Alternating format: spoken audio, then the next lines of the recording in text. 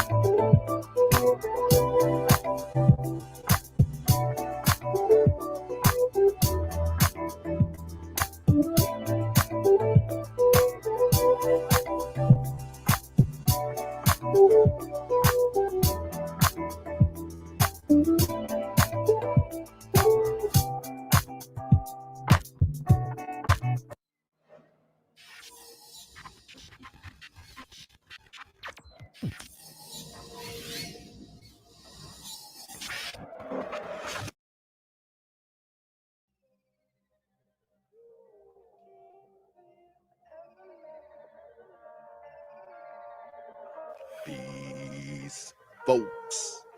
This is X from TPOT Media. Open your mind and wake your black ass up. You know what time it is. Hit that damn like button as you make your way in the door. Grab a seat, settle in, get ready.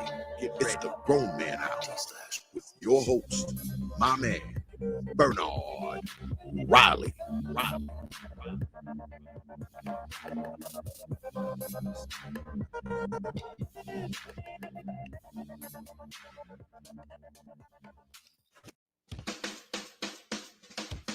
Hey, what's up, everybody? This is Mumia Obsidian Ali. You know who I am. I need no introduction, right? And you're listening to the Grown Man Hour with my man Bernard Riley, heard weekdays right here on YouTube. What do you think about that? How about that? Now let's get back on with the show. Thank you.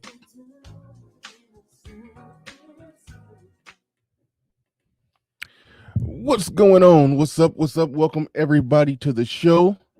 Or as I normally say, what's up, good people? We're in the building. I always say, what's up, good people? Then somebody undoubtedly is going to remind me that y'all are not good people. But I come in with faith every day that y'all are going to be some decent human beings. But shout out to everybody in the building. Got the Mac the Trucker. Shout out to the early bird squad, those that make it in bright and early and drop comments before I even get started, and hopefully drop something on the like before I even get started. I already got one thumbs down, and that's okay. I can definitely live with that one thumbs down. That one thumbs down is definitely okay. Stoic One in the building, Alpha Omega in the building. He says free marketing for B Simone. Everything she do is staged. I do agree. Well, I don't know. I don't know enough about her to know if that's true, but this is free marketing for her. But I don't even know what products she sells because I don't even keep up with these celebrities. I think she's a big deal. I don't know. I'm just analyzing what she said because people talking about it, so I'll talk about it. I'll give my little 2 cents on what she said, but who she is, what she's famous for, I don't know. She came off like some Love and Hip Hop chick. That's about the extent that I'll give her. She came off like a love and hip hop chick whenever I hear her speak, but I really don't know that much about her. I really don't. So I probably will be a better content creator if I kept up with these names, with these people. When the weird question was asked, if not Sierra, who should Russell Wilson get with? P that named off like 13 different names of, I guess, female celebrities that are, I recognize like 3 of those names. So I don't even know who these people are. Oh yeah, Lionel. Yes. We gotta get something going. Probably next week. Because I was going to come on the air Saturday, but I'm probably going to take Saturday off because I went hard Monday through Friday. So I'll probably take Saturday off. But you definitely right, Lionel. Bitcoin, it didn't just hit 50K, hit 52. Bitcoin looking good, Ethereum looking good, and I'm slacking on the smaller coins. I think this is what Omega Dreads is talking about. I am slacking on the smaller coins. I need to get something going with those. JR said something kind of interesting here. I don't exactly know where he's going with this, but he said you guys need to summarize her history / initial comments, overall philosophy on men and the like. A big habit you guys get into is y'all assume only people in our corner of the internet is going to watch. I don't know exactly why you think that we assume only people in our corner of the internet are going to watch. There are some conversations that are kind of central to this corner of the internet. You are right about that, but I don't think our analysis of what she's talking about is restricted to this corner of the internet. Or you're saying if we don't do a full breakdown summary of everything that she said, somebody new coming in might not be able to follow what's going on. That's something that content creators have to measure, where you got to assume if somebody clicked on it, they know the backstory, so you can get right into it and then save time being boring, given an unnecessary setup. So that's something that a content creator got to juggle with all the time. Do I spend X amount of time setting this thing up, or do I just get right into it, assuming that if you clicked on it, you know what's going on? But good thinking. I see where you're going with that. He said, okay, let's talk about Tupac and Biggie controversy. One died in Vegas and the other in LA in the West Coast, East Coast beef. The end. Okay, what led up to it? You just really want to talk about Tupac and Biggie? It's Tupac and Biggie controversy going on. What's up, Kunin and Ilonga Savage? What's going on? He says Tupac and Biggie used to be friends. One main reason they had a falling out is Pac got shot at studio in NYC, and Biggie and Puff happened to be there. Did they happen to be there? No, I'm just playing. I don't do the Tupac Biggie conspiracies with all that. No. He got shot. He got robbed. It is what he. Well, I'm not breaking down all of that. That they happened to be there. Pac thought they were somehow involved. As much as I loved Tupac, he was my favorite rapper. He was the first rapper that I was really a true fan of. But looking back at it, I do got to keep it real that he was an opportunist, and he used all of those situations as opportunity to ultimately, sell records. He helped. He used real life stuff that happened and took that as a way to, springboard or engineer some type of beef that didn't necessarily have to be. Like I look back at it and I got to keep it real, even though I was a Pac fan over a Biggie fan. Yeah, Pac instigated all of that and kept it going unnecessarily. So I'm not going full blown. It's all his fault that they're both dead. I'm not going that far, but it was, yeah, it was. He was WWE in it. Put it like that. He was WWE in that shit. Pablo, what's going on, Pablo? I saw your email when I had me, Obsidian, Game Changer, Fantastic, and Ed on the show. it was like I just wanted to keep it with those voices, but I saw your email. I felt bad I didn't shoot you the link, but you are a part of the subplot of the show today. Before I get into the main topic, because I don't get to watch the Roger Report that much, but I ducked in and caught a little bit of it when you were speaking, and you said something really good that I want to highlight and talk about a little bit. So you didn't get to come on yesterday, but you're part of the show today. I'm highlighting the comment that you made that I really liked. Michael Ross in the building. Well, I get the same call every day at the same time. Michael Ross in the building with the super chat. Appreciate that. Thanks for coming on through. My man Deadly River in here. He says, what we doing on Friday morning? We getting up with Bernard. Of course, TGIF. Man, hit us with the good word today. I'll definitely try. Spiritual Logic, a.k.a. Hawk in the building. What's going on? What's up? Shout out to everybody. Dr. Low IQ in the building. I saw Lionel J.I. What's going on? New in the building. What is up? All right.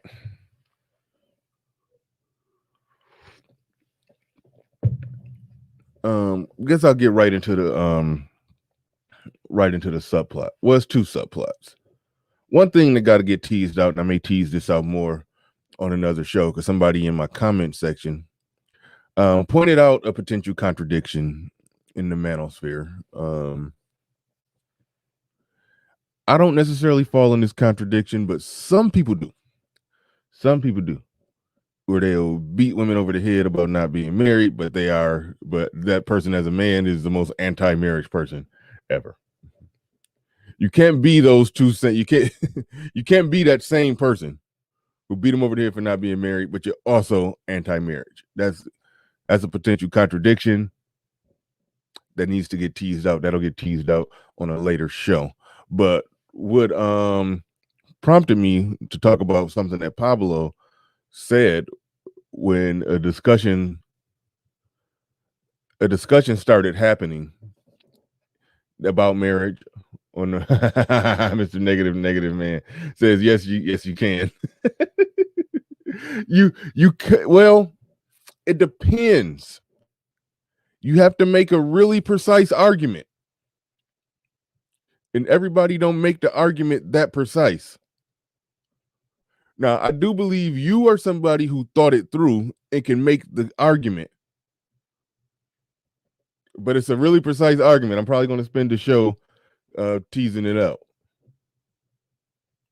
But some people just be soft shoeing the argument or don't understand the framework, and they have us looking goofy out here.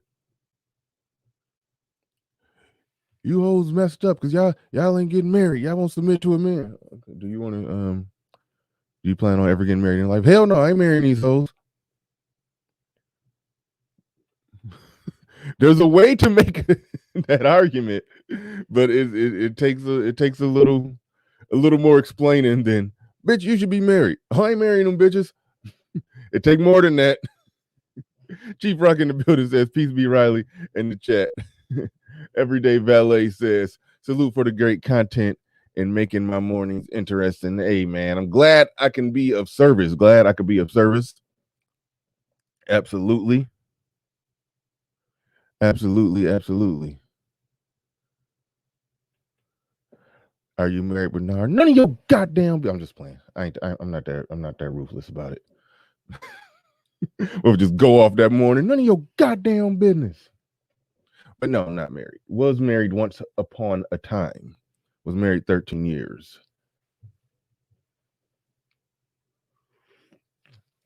Was married once upon a time. But we're getting back to what I wanted to say about Pablo. What Pablo was talking about on the Roger Report. Yeah, Aaron B. There's too many Jessicas floating around in here. Jessica is apparently the manosphere name, the name for the manosphere chick name Anybody who's anybody in the manosphere is named Jessica.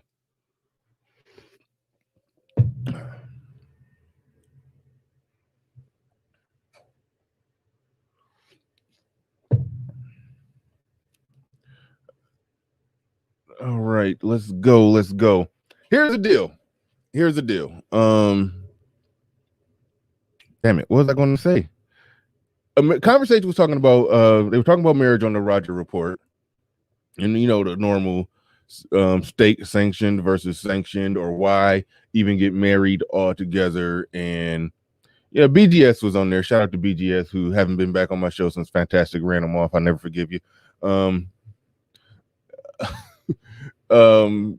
They essentially got to the point where they was making a point that I always make. That even though marriage is kind of some bullshit, two people committing to each other is the best way to raise children, to raise a family. So I'm pro-union. I'm pro-union. I'm pro people committing to each other.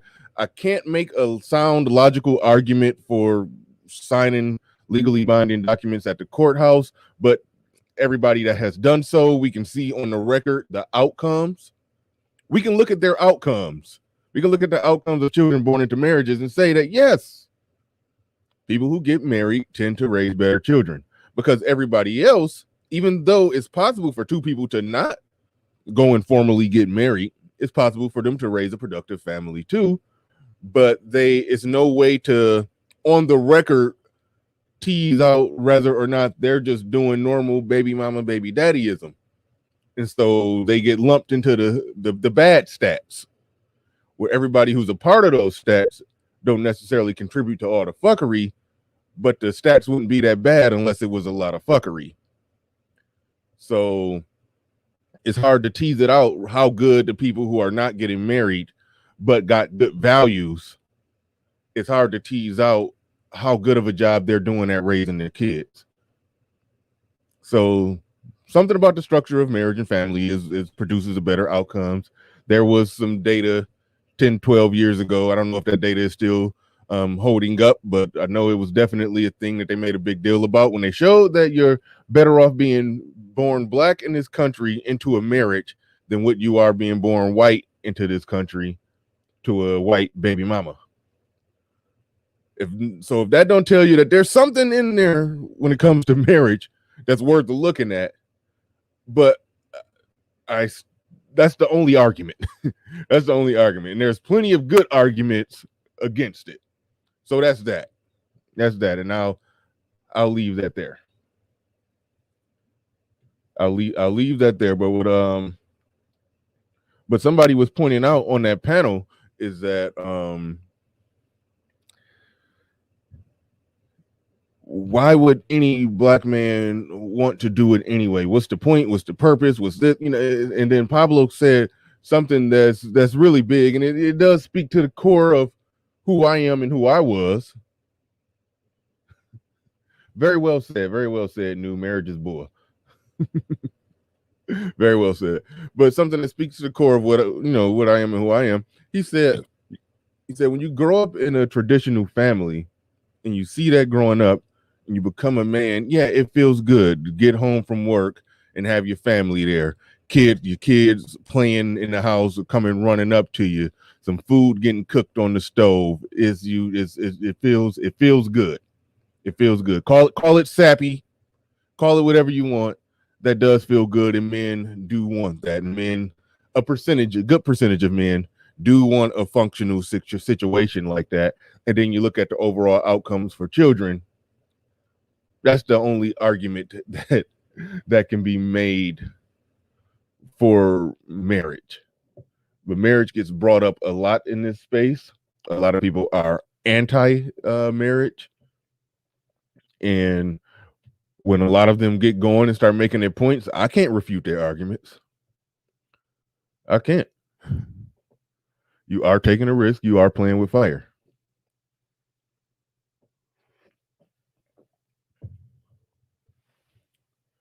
But somebody was asking the question, why is that even the concept of pairing up with a woman like that. Why is that even on your mind at this point, given all that we know? And I think Pablo hit a nail on the head.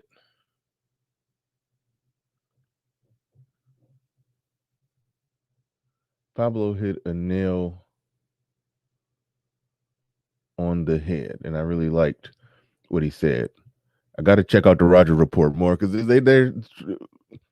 I seen an attempt to try to have a more sensible grown man conversation that isn't centered around. And nothing is wrong with that because I always shout out Ramil because there's so much internal logic in everything he says. But the fuck these bitches, just fuck these bitches. I like the conversation. I like it. Got to get, for me. It got to be more than that. Even though there's a time and place for that. Even though post marriage, that's how I was operating. I was definitely operating like that post marriage. Somewhere along the way, I got tired of being out there, and then I met the woman I'm with, and I'm in a relationship. I'm very, very happy. She's a good chick. She's genuinely a good chick until further notice. Because I haven't gone for a blue pill, I understand she can go left at any moment. And then thus the arguments against marriage come into play. Because what if I say, oh, she a good chick, she a wonderful chick, I'm comfortable getting married with her. She go left, then I'm back doing the same shit. You see, that's the conundrum that you're going to be in.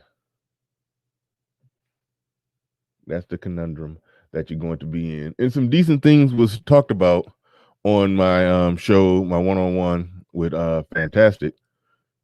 Some decent things were discussed. And one thing that I meant to work my way around to, when dudes are talking about a chick, kicking them in the nuts during a divorce. Fantastic talking about, nah, she got to be working and making money. Intuitively, I say no to that, and that's what I'm going to get into with the B. Simone thing, because men and women are different. Men and women are different, and so I'm good with a man working his ass off and providing. I'm good with that. But in this modern time, if you working your ass off too hard and you providing too hard and she ain't making nothing and she got you by the balls when that divorce happened. So I've heard some people low-key saying, if not low-key, high-key saying that, yeah, I'm going to deal with a chick that's making bread like I'm making bread.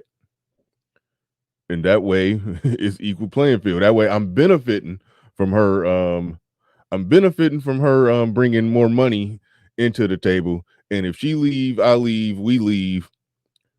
We can, the shit that we both built, we can just split that and walk away. Some people think about it like that. We're gonna split the money that we made together and walk away. Zero said, y'all like the conundrum. Yes, we love it. We love it. We put on that D Derail. We put on that D Derail and then sing the last few verses. My dark skinned queens. We do the Sheeta Baby, and then yeah, and go hold hands, walk through the park with Keisha, and do the Sheeta Baby. Yeah. For those that don't know what the Sheeta Baby is or the song I was referencing, I apologize.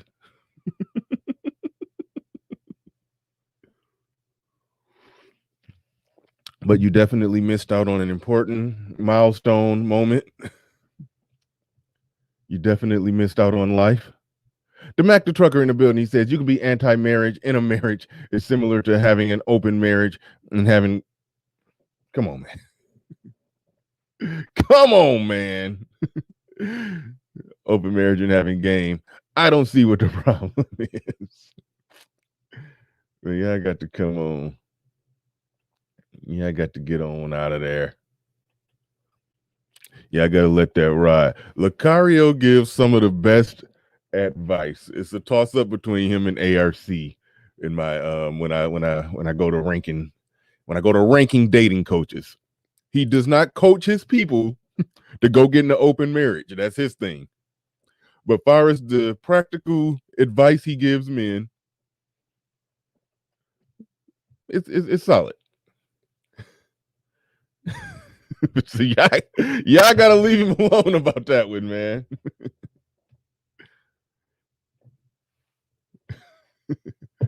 SKC says something. So I got to see what SKC talking about.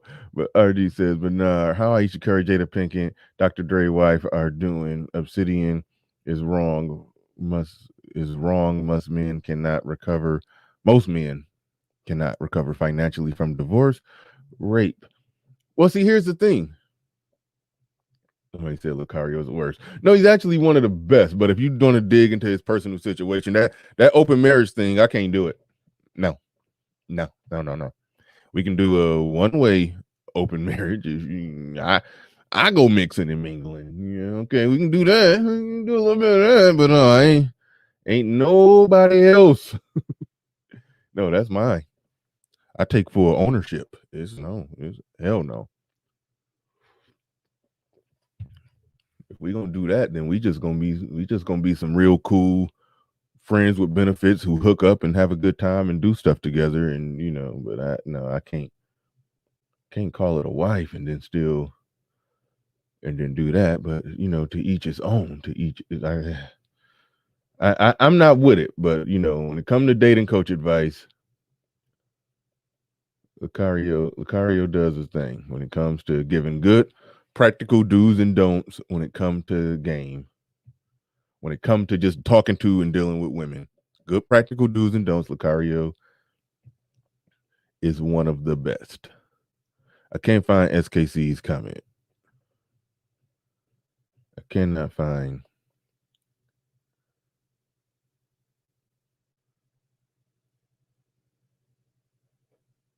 I can't find the comment, but somebody said something about divorce rape. There's something to be said about that. And I'm about to get into it and play the clip that's not on the subject of marriage, but like I said, this is a little pre-show ramble before I get into it. Something to be said about divorce rape. Something to be said about that. It is. The reality is there's alimony in only 10% of marriages. So those are marriages where the man is making good money or one person is making good money, significantly good money, and the other person is not. In most marriages where they're close, it's not going to be no alimony. But there are still situations that regular guys can get into, of which I did. I did get into that. There was the don't want to get into it too much. I did some the stuff that I did, it could have been avoided, possibly. But then again, maybe not. She would have been able to take something that I didn't feel she should have been allowed to. But me being the fair person that I was while we were separating, I took care of some things for her to try to help her out because she wasn't working the last few years of the marriage. I've talked about this before. And she got in the courtroom and pretended like that never happened. And then so I basically had to, it was a lump sum of I can't explain it thoroughly, but I essentially had to pay twice. The money that was in my bank, or something that I bought with the money, or something that I left with after I split it without a judge ordering me to do it. I was blue pill. I was stupid. Don't judge me. She went in there and said, no, he left with all that. And then so I had to do it twice. So there is a question of what she would have been entitled to had I not did right by her without a judge telling me to. She would have been entitled to a portion of that regardless, which is kind of some bull. But I mean, a guy who's taking the time to, through let's just say 15 years of marriage, he's acquired some properties while she's fucking off money. He's acquired properties. He's done this. He's made good decisions. She's just screwed off her money, and then boom, yeah, he's given up. He's giving up properties. If you got a rental property, you got to give that up. If they got this, she might keep the house. He might have to split this, cut that down the middle. So yeah, he can. A regular working man can still take a L. A regular working man can still take a L in a divorce. That much is true. And then there's the custody issue that a married man, kids born into the marriage, you love your kids, you're attached to your kids, you want your kids. 1 week on, 1 week off. No, they'll reduce you to weekends. So that's a problem you're going to have even if you don't get married, if you're out here having kids. So the argument is don't be having kids unless you're married. But then when you get married and have kids and the marriage goes south, you're still kicked in the nuts. I mean, understand the arguments. But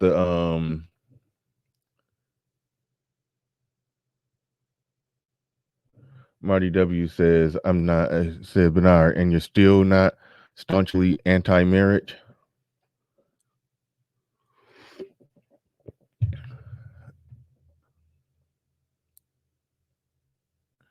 Am I still not, and you still not staunchly anti-marriage? I'm not completely pounding fists on the table anti-marriage, because I do like to look at outcomes, and it's some statistical outcomes of the children that are born into marriages that you can't deny. So I'm not anti it in that strong, heavy-handed kind of way, but it's definitely something that is a better way needs to be figured out, to put it like that. And I've done some content on that I'm not going to dig too deep into it right now, but a better way needs to be figured out.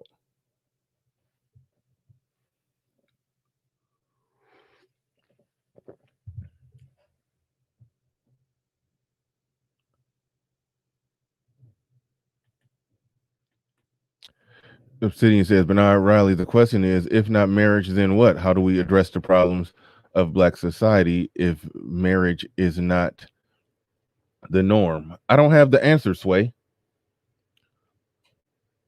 And just go get married. I don't think that's the answer either. But I don't have the answer, Sway. I've done some content on that and I've teased it out. This is a pre-show ramble, so I'm not trying to get too deep into it. I'm not trying to get too deep into it today.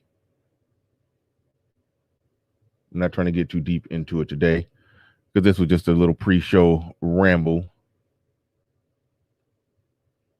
But I don't think men just saying hell no across the board, walking away, is a viable option, because the women will always be able to go and find Pookie or Nuck Nuck to borrow some semen from. There's always a serial impregnator who get the women pregnant. So they're going to be getting pregnant. They're going to be walking. So it's just going to be more baby mamaism, more single motherism, more of the problem. And if the more intelligent, thoughtful men who thinking it through are saying, "Hey, this ain't a good deal, I need to pull it back," then then there's the brain drain. There's the idiocracy. There's basically the dumb niggas out there going around impregnating the women, and the women raising kids by themselves, which we know is a disaster. And then black men are over here, while black women are over here with kids, ruining the kids. And then the smarter among us is like the smart black people.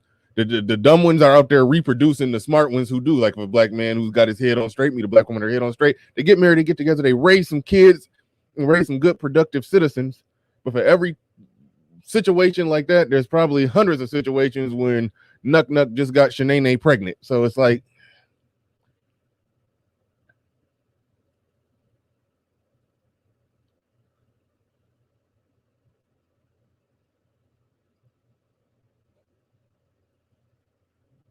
City Networks media. Some are and some aren't, but some financial hits, depending on where you are in life, are almost but unrecoverable. If you're established and progressing is one thing, maxed out. SKC in the building said, Bernard is lying, don't believe him. there are no stats on kids coming from two-parent homes because the divorce rate is 100,000. There is no stats on kids coming from two-parent homes because the divorce rate is. It's good. See, you trolling me. There are stats. I saw some stats that show that even when kids are born into a marriage and there's a divorce, those kids turn out better than kids that were not born into a marriage. There we go, Mr. Negative Man. You got to get rid of welfare to fix the problem. Factor in the equation right there. That's the factor in the equation. There's no such thing as submission under feminism. Where's the incentive to submit when the power is one-sided? Why is this so difficult? Marry outside of an amendable business contract. That's the solution as well. I was trying to go the route of not saying non-state sanctioned marriage because we run into this problem where the single mother, the low marital rate or out of wedlock birth rate will still start to climb, but that wouldn't be a problem if people were some way somehow doing a structured non-state sanctioned marriage and producing more measurable outcomes that we can see. Or when the Pew Research, when they poll people and they find out how many people are married in this let's just say this non-state sanctioned thing come on and it starts counting as part of the data, and then they can look at those that are doing the non-state sanctioned marriage and then start charting and measuring the outcomes of kids born from non-state sanctioned marriage. Then we can have a situation where we can look at it, we can measure it, we can say, aha, here it is. These are people that are doing it right. They're getting better outcomes and they're walking away from the state. They're walking away from the state, but they're getting the same outcomes as the people that go get married at the state. We have to average this now into the equation of, successful families that are non-states that are doing it by way of non-state sanctioned marriage. I would love for that to be the case. I did a response video to Wednesday's show. Check it out when you get a chance. I actually noticed that. I didn't click on it, but periodically I would type my name in and scroll down because I'm noticing a lot of response videos taking place to my streams. But I'm in such a peaceful, clear headspace now to where I don't even watch them. Yeah, you at peace in life when you see your name in the title of somebody else's video that you don't even know, and you just say, nope, not gonna watch it. just keep. So no, I didn't watch yours, even though I did. I recognized you immediately because you had super chatted me that day. So I recognized you and was like, okay, that's somebody who was on my channel. But that's some people I never heard of, don't know who the hell they are, and they probably hate me in doing a response video to one of my streams. Mr. Shane Bitch is in the building with the super chat says assimilation, gentrification, and SYSBM will solve the problem. How would assimilation and gentrification solve the problem? And how does SYSBM solve the problem if we're talking about marriage and divorce?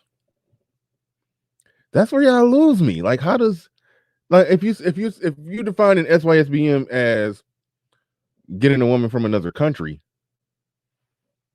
I can follow some logic. I can follow some logic there. But SYSBM just mean instead of dealing with the black girl next door, deal with the white girl down the street. That's she will take you to the cleaners too. She'll divorce you too.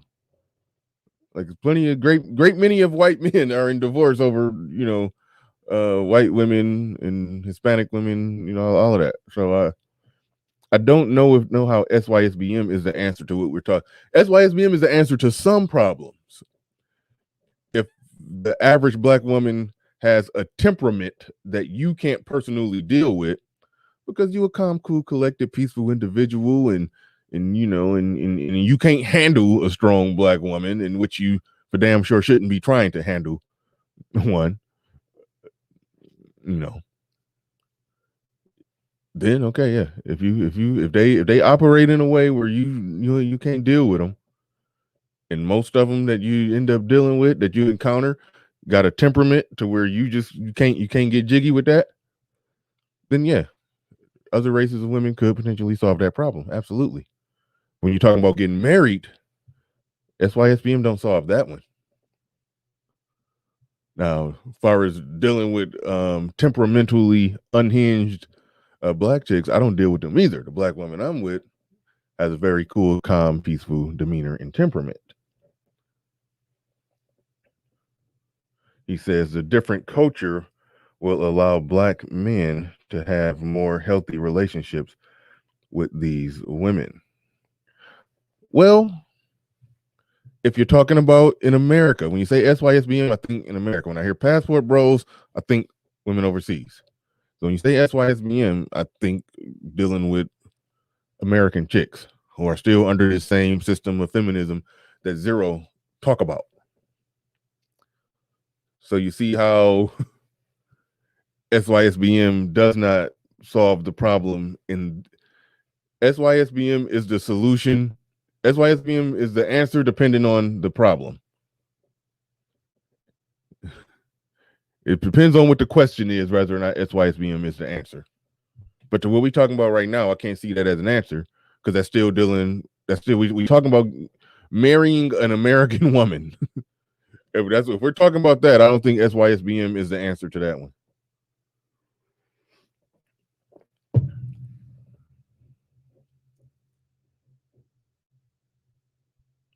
Said the pro-blacks can be the permanent underclass. The brightest will mixed. Okay, I didn't even read this part. The brightest will, I think you mean, will get mixed into the society. The pro-blacks can be the permanent underclass. All right. Damn, spiritual. Okay, here we go. I found you. Well, Snuggles was ahead of it. Bernard, can you explain what is welfare? Really, nigga? Bernard, can you explain what is welfare and why was it needed in the first place, and how did it benefit, if it did benefit anything? Explain what is welfare. Are you seriously asking what is welfare? It's loosely defined as anything that the government is essentially given to people. I mean, it's a strict definition. When we talk about welfare, we talking about food stamps. Most of the time we talking about welfare, but it's a lot of things that fall under the umbrella of welfare. And it's needed to help people who don't have all the basic things that they need. That's what it's for. Now, the effects of it is something that we talk about a lot. The overall effects of it, because if you give people, women, the ability to feed themselves and take care of themselves without making good decisions in the man that they choose, or without having to be with the man or get on board with the man or cooperate with the man, then you end up creating a situation that's going to increase the probability that women are going to be over here with kids and men are going to be over here separate. You're going to decrease the probability that they're going to be together, thus decreasing the probability that good, productive human beings will be raised for the next generation. So that's what welfare is. That's why welfare is bad, and those are the consequences of it. That was just a weird elementary question, but thank you for the super chat. I appreciate it. Spiritual Logic, aka Hawk, says modern marriage has been replaced and weaponized by government against men. That's a factor in the equation to empower women and alternative lifestyles to make government more controlling. Thank you for the super chat. I think after the super chat, I don't know if Soul Provider put them question marks right there in response to Snuggles, but my sentiments. My sentiments. Social programs. That's the word I was looking for. That's the word I was looking for. Social programs.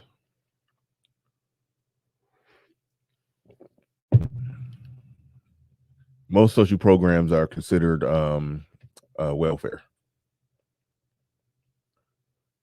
but we tend to look at it only in terms of food stamps. That's what we tend to do.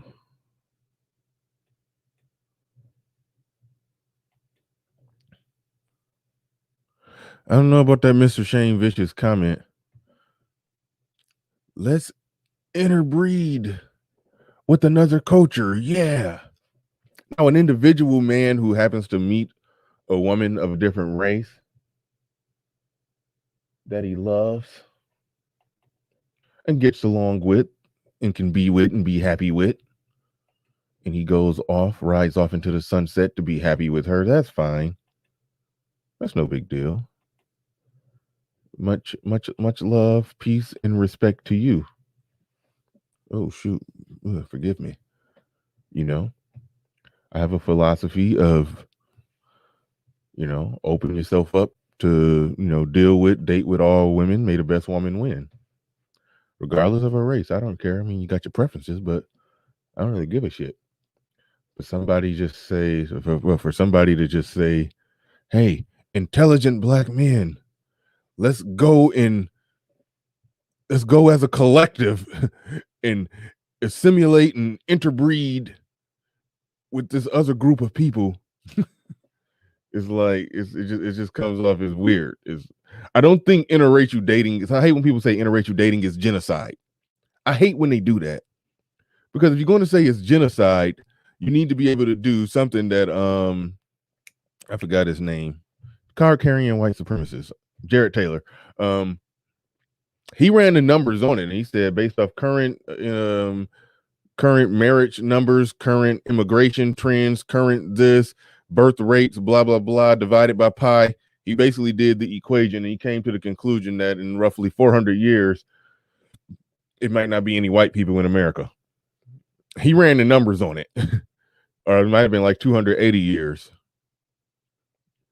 Like, he ran the numbers on it. And I think globally, he said he put it somewhere in the 420, 430 years, other than like the last final vestiges holdouts like Russia or places like that. He ran the numbers. So everybody who's saying that's genocide, okay, run the numbers. It's a formula to figure that out. You look at current biracial baby rates, interracial marriage rates, plus current, average current birth rates, immigration rates, adjust for the possibility of it increasing over time, adjust for this, adjust for that. It's a number of different factors to where you could say at this current rate that we're going, and if nothing changes in the future and everything stays at this current rate, in X number of centuries, we would have wiped ourselves out. Ain't no Negroes gonna actually do that. And until somebody does that, I don't want to hear the arguments that that's genocide, interracial dating. No, that's just trying to shame somebody into just not doing something you don't want them to do. Mr. Shane Vicious says welfare goes back to the Roman Republic. And Mr. Shane Vicious is pro-welfare. He is pro-welfare. He like bring on all that welfare. He's true to his word. He wants to see the community burn. Pablo says he's probably correct because white is a collection of recessive genes. Yeah. I mean, I don't know if I don't know how accurate his numbers are, but I just respected that he ran the numbers. I want to see the pro-blacks run the numbers. I was actually impressed when he did that. I was like, okay, yeah, that way he ain't just shaming people for no reason.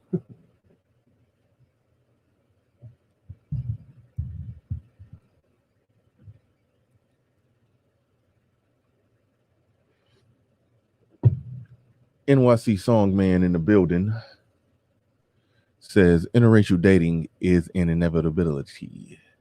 I am inevitable. That was me doing Thanos.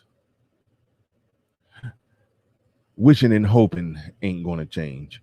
No, listen, in this multiracial, diverse country, this melting pot, it ain't going nowhere. We may not leave to see it, but it may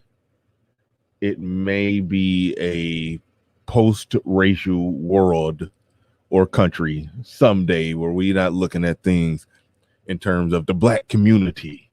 You know, that may happen.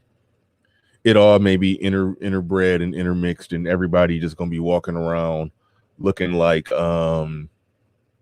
everybody gonna be walking around more or less looking like Zach Levine, Lonzo Ball, Blake Griffin, or some variation of that. You know, the darkest people you'll find is somebody probably Grant Hill complexion, something like that. Like some Boris Cujo's or her damn complexion right there on the screen. Everybody gonna, you know, the lightest people you're gonna see is somebody probably as light as, you know, Mexicans. The darkest people you're gonna see is bare minimum somebody brown skinned. Like I'm talking 200-300 years from now, that's what it's gonna look like. So it's almost like we just fighting a useless fight when it comes to the race thing, because everything is gonna get intermixed and bled together. And actually liberals are working very hard at that right now with all the diversity stuff that they push. They push so hard for diversity everything that they're clearly that's where this thing is going. Republicans are even bending on that shit. Let me get a couple more super chats before we get into this video, and I'll let y'all know the part that she was wrong about. And I'm a little disappointed that not enough guys, at least from what I've seen, not enough guys are calling out the part where she was wrong about. And she wasn't wrong in some insidious, devious kind of way, you know.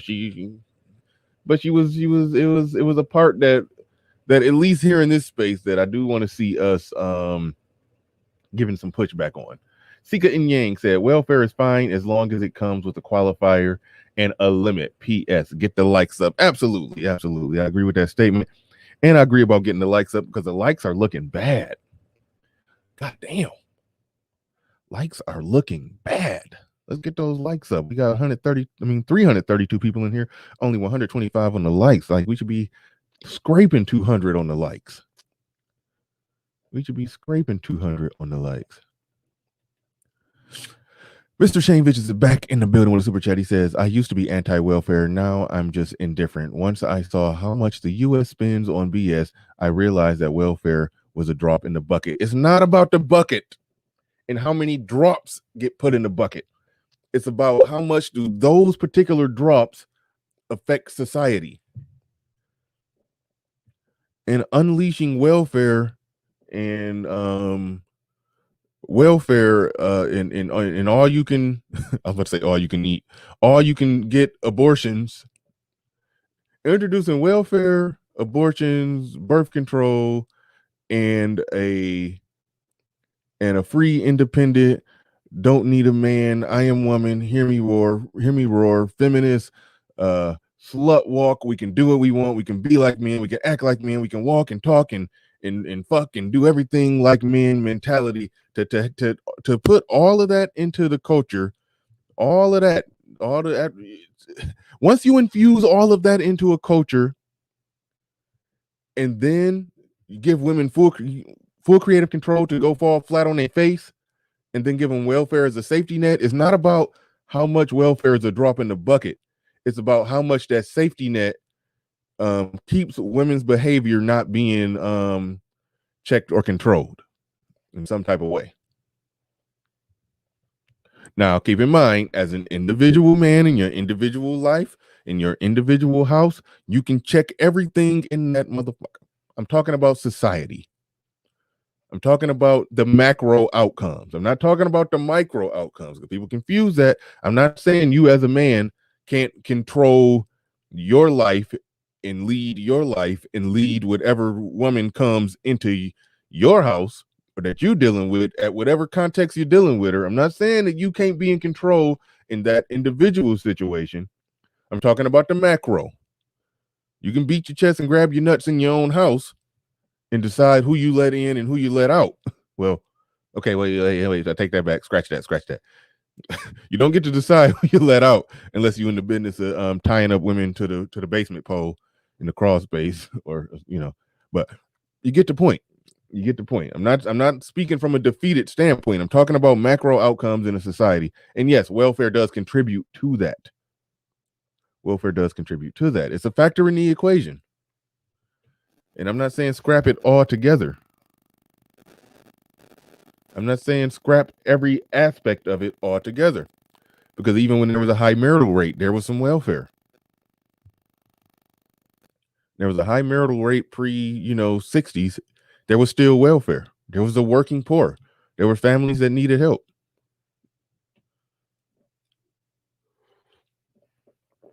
But it's so many factors that have just turned this thing into just a reckless free for all that society is not going to recover. It's not going to recover from, and welfare is a factor in that equation. And I'm not even here saying it's the only factor, but it's a factor. And if you're coming from this, see, some people come from this from a bad perspective, where they just saying they just want to hurt. I don't think that many people come from this perspective, but some people they don't like it because it benefits women and they want to see women suffer. I come from it from this perspective of any policies that reduces the probability that men and women will work it out. In terms of work it out, I mean, be together and raise productive citizens. Anything that reduces the probability of that in any way, shape, or form, I'm against it. Even if it's only reducing it by 10%, I'm against it.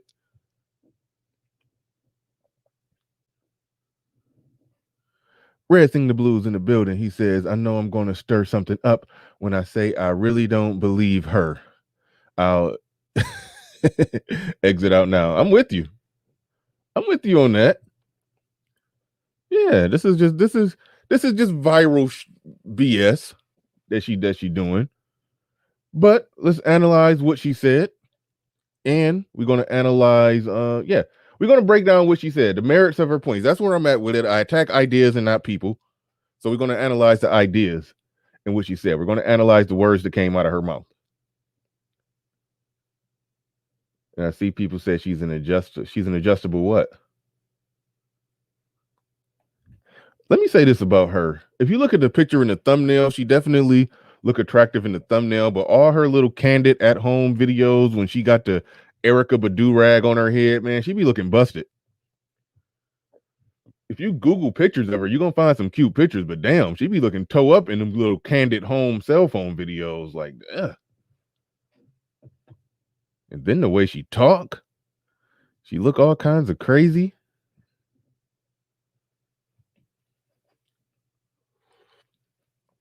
I'm like, hell no.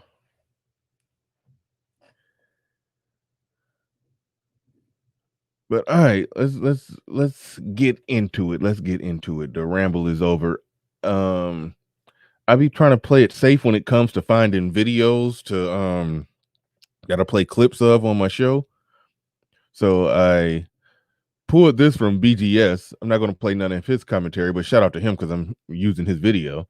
But he played the full clip of her on his video, so I'm using his stuff. So I just felt it necessary to shout him out. But all right, let's roll it and I'll break down for the few of you that haven't seen it, let's just roll it real quick and then I'll break down the thing that I disagree on, and then I'll be dropping the link in the chat.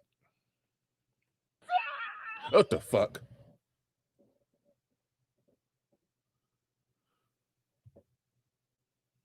Why did it start right there? I love you. If you ain't got no Valentine, I will be your Valentine. I will be your little boo for the day because you don't need to be lonely. But I'm going to start a little love challenge because y'all already know we manifest in love all 2021. Do she talk like that all the time? Like I told you, I don't know nothing about these people. I'd probably be a better content creator if I kept up on this kind of shit. I don't know. I don't know nothing about her. I just know she went viral with some comments that she made. But does she actually talk like that for real? So, women, the animals out here, bitch. We're manifesting love. But here's a little challenge. We got all these things we want in a man. A list of things. He got to be tall. He got to be dark. He got to be handsome. He got to have pretty teeth. He got to be a family man. He got to be financially stable. He got to be rich. He got to be successful. He got to be all these things. And we ain't even half the things on that list. He got to be a family man. Bitch, you ain't talked to your mama in 6 months, but you want him to be a family man. He got to be financially stable. Your account is in the negative, ma'am. Overdraft fees. He got to have a job. You need to go fill out some applications because you're still unemployed. He got to have pretty teeth. You ain't seen a dentist in 6 years. He got to have a six-pack and be in shape. You can't even walk up a flight of stairs without huffing and puffing. Get your life together. This whole list that he got to be. You ain't even half the things on that list. So this is what I challenge you to do so we can manifest love all 2021. Make that list of that perfect dream man that you got in your mind. Then, Hold up. I thought I was the only one. D Weez, you are absolutely right. I thought those were her knees. I thought those was her knees all day.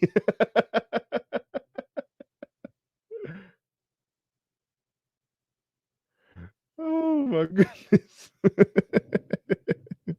Yeah, man. I was sitting there looking like this. She got some funny knees. But anyway, all right. what I did, make a list of the type of woman he would need right by his side. You want him to be in shape? You need to get to the gym. Okay, that part of it is I agree with that, and a lot of women do need to do that. If when they get their list, they need to then write down everything that woman would need by his. I mean, that man would need by his side. That's a good concept. That's a good concept. So that part I agree with. I agree with it. I generally agree with everything that she's saying, but it's a flaw in it that I do want to tease out. Equally yoked, bitch. You want him to be financially stable? Well, you need to start saving because you can't keep a dime to your name. Huh? You want him to be a family man? Call your mama. You become a family woman. Heal your traumas before you put all this shit on him. You want him to be patient. Bitch, your patience is thin.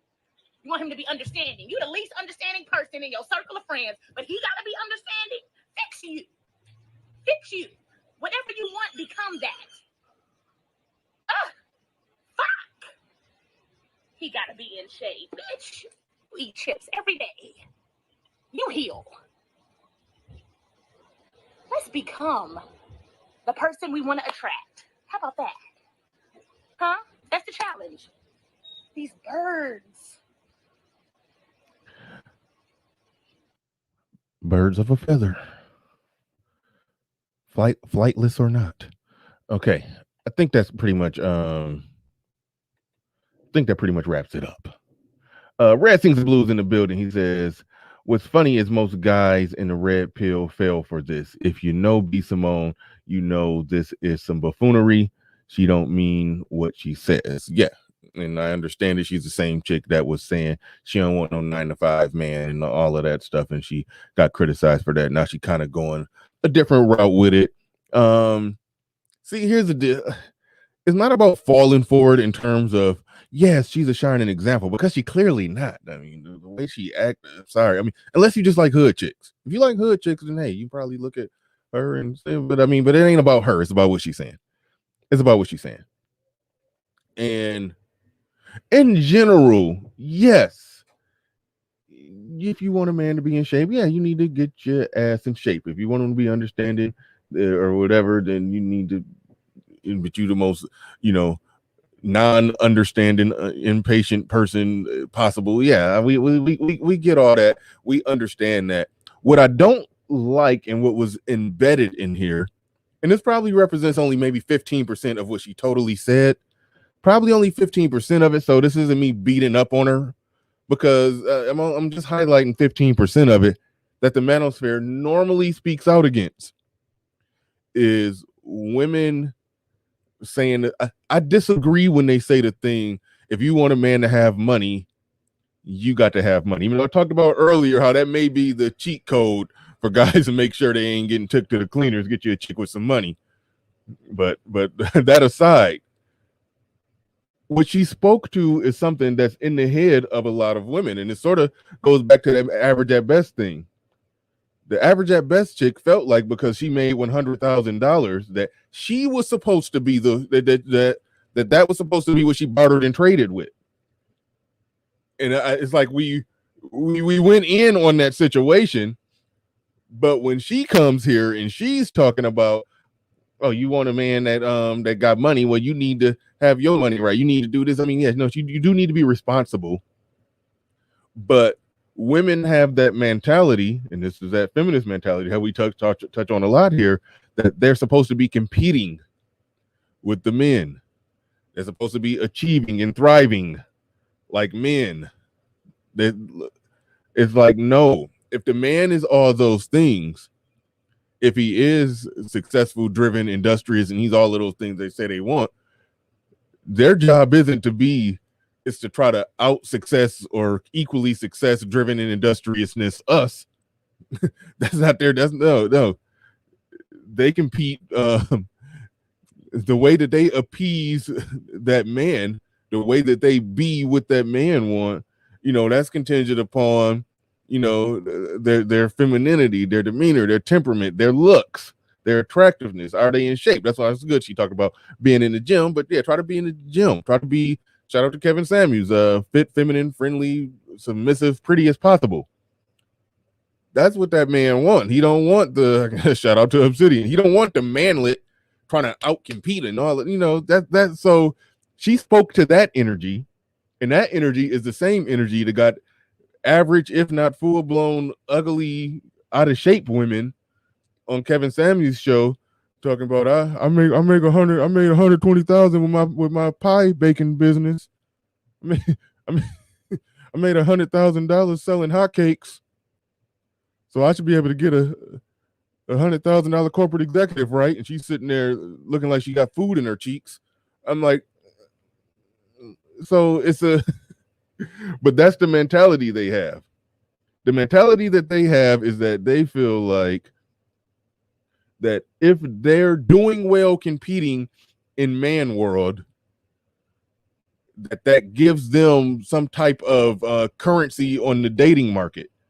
And when women went to and when women were agreeing with that, they were ultimately saying that yes, you need to be doing everything that he's doing. You need to show up exactly how he's showing up in terms of industrious. No, you need to do the female equivalent of that. The female equivalent of a man being industrious and running a business and making a lot of money. The female equivalent of that is, now you just can't be some ratchet out of pocket chick with a body, but no, you do need to show up pretty, polite, feminine, in shape, and all of that. That's the fair exchange. Now, what I find interesting, and this is the part that I want to talk about here, are men more likely to be going that route by saying, no, I don't care about your money, because but some dudes are basically talking like, no, I like the independent chick. I like her to show up with a good career and a good job and all of that. Like, so it's almost like some guys are going that route where they're saying, yeah, bring on that independent chick who matching my hustle. That lends toward the same thing of that, okay, who leads situation. That lends to the same thing, the same type of view that, that we're going to be going at it. We're going to be competing with each other. You're going to have, she thinks she got pull, she got say. is going to end up going that route. So when she's talking about you got to be what he is, no, a woman can show up feminine and beautiful without without a lot of money in the bank. But that's how women think, and that's truthfully how a lot of men think outside of the manosphere. It's a it's a show that I'm going to do some content on. I keep forgetting the lady's name, where she basically she be having like 1,000 people on Instagram Live. That show where the chick said that she was her husband was in the hospital, potentially on his deathbed, and she was looking for a man just in case. She was looking for a new man just in case her husband died. That show. And I check in and I watch that show. And when she be asking dudes, what kind of woman you want? And some of them be like, I want her to be independent. I want her to be this. They're basically describing the manlet. They're basically describing the ambitious man woman. They're basically describing a feminist. And so the part about what she's, like I said, I'm only critiquing maybe 15% of what she said. Because the part about, being in shape and temperament, or all of, I'm not going to even break down. I'm not going to replay what she said because I can't hear her voice again. But overall, Douglas, Jalen Riley, don't conflate this video with her other video, Bernard. You are misconstrued. I didn't conflate them. I just touched on them.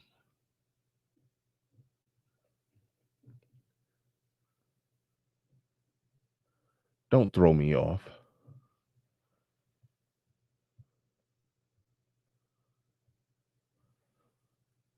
Okay, why the hell M. Stewart get timed out?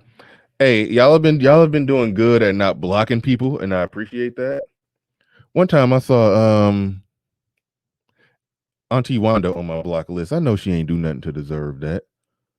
I mean, I'm not saying I'm not saying I like to see her coming or anything, but I'm just saying I've never seen her do anything to get blocked. Silent Lamont, all the snow in Texas, go play in it. Silent, why you time out M. Stewart for that? That sounds like a good one. He told you to go play in the snow in Texas. That's actually a good one, man.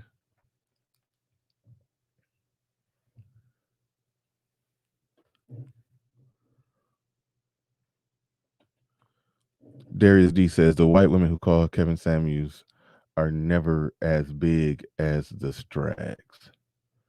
Yeah, but we saw that ideology on display when he talked to the rugged chick. She looked like she fucking looked like a goddamn relief pitcher. She looked like she could dunk. Not like cock back or nothing, but she could do a rim gazer all day. You couldn't tell her height, but she just looking at her and just she looked like she's about 6'2.5". I could be wrong, but I just could see her dunking a basketball. It looked like female Captain America. Hey, people be criticizing Kevin Samuels. I heard people go as far as to say he don't be going off on light skinned chicks. He's cussed out a Jewish lady. I think I could say that. I mean, anybody can get it over there. Like, people be tripping.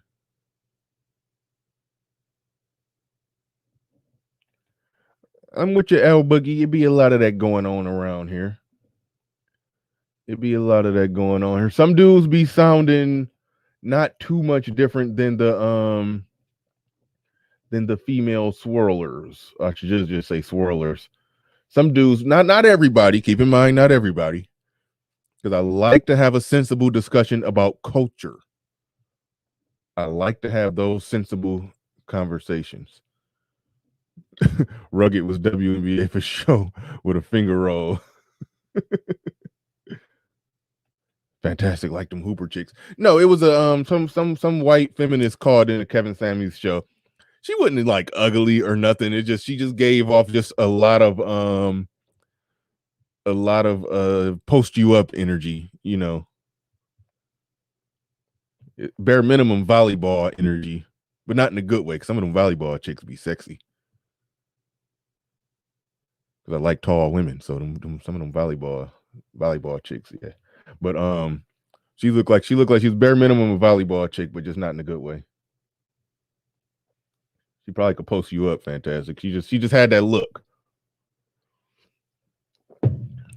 And maybe it was just her strong, staunch down feminist talking points, but she just gave off a vibe like the character Jim Carrey played in Living Color when he when he played like as like some little warrior princess with the little bra covering up his A cups.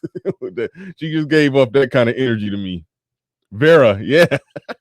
I love when I bring up something that's kind of obscure and y'all just get it. Because I can't I'm bad at remembering names, but yeah, Vera. I think we talking about the same stuff, but yeah.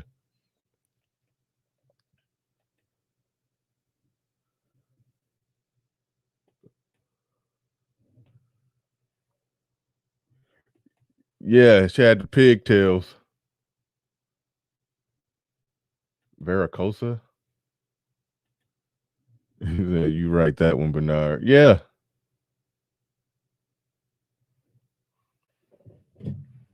Oh shit, I grabbed the wrong cup.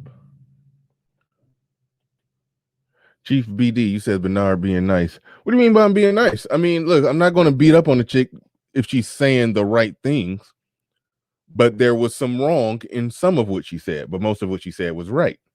You say I'm being nice. You talking about to her? Most dudes clapping and cheering and agreeing with her. Now, if somebody say, yeah, she said the right things, but she's still a strag, she's still a ratchet chick, okay. But I'm not here to just beat up on somebody just because they ratchet. Like I said, I analyze what people are saying, not who and what the hell they are. I don't care that much about that. Let's see where we at. Fantastic in the building. What's going on? What's going on? Yo, what up, bro? What's happening? What's happening? What you got, man? What you got? Well, first off, man, see, is they claim that I'm the colorism king, right? It's not. I'm a light skinned aficionado, but I love when chicks like this come up because she proves that every light skinned chick ain't fine, man. She proves that every light skin is not a win. Man, but when she get dialed up, she all right. It's just No, she not, bro. Again, if you got to get dolled up, you're not all right, bro. If she not cute, barefaced, bro, especially as a light skinned chick, you're not in there. You don't even count. You counted something else. you being too tough a judge, man. Nah, let no, them Nick. let, Any nigga that's of the you like a girl of the light skinned tribe, bro. If she's not a motherfucking Selma or better, no makeup, no nothing, she don't count, bro. She don't count. She gotta be fine, barefaced, bro.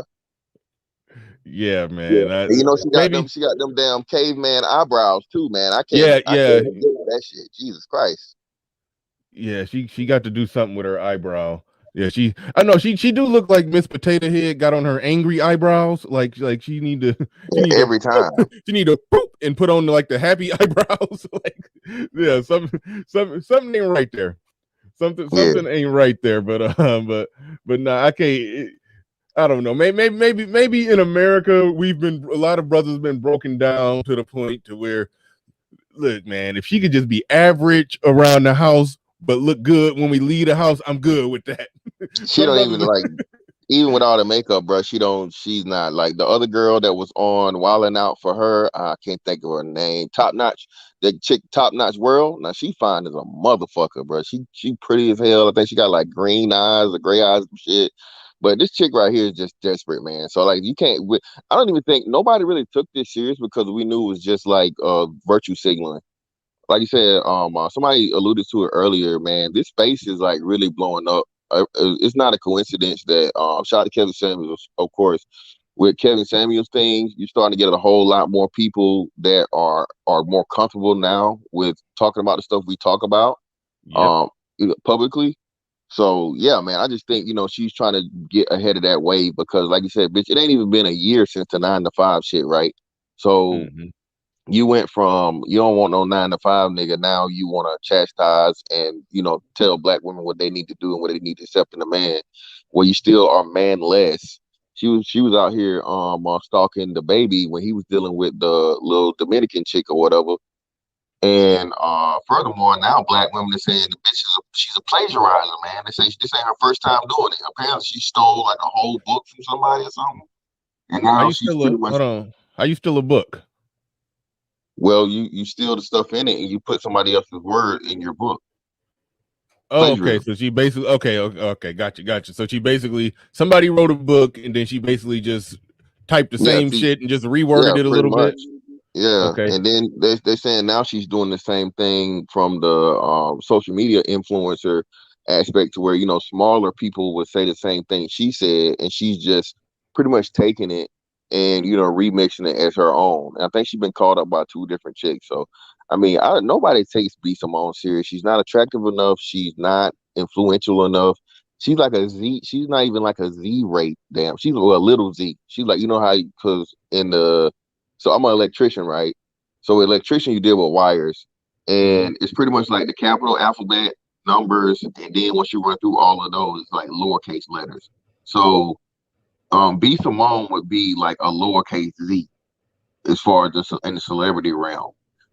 Listen, bro, I didn't even know she was the chick in like the Aaliyah biopic. Which how old is that? Like 10+ years now.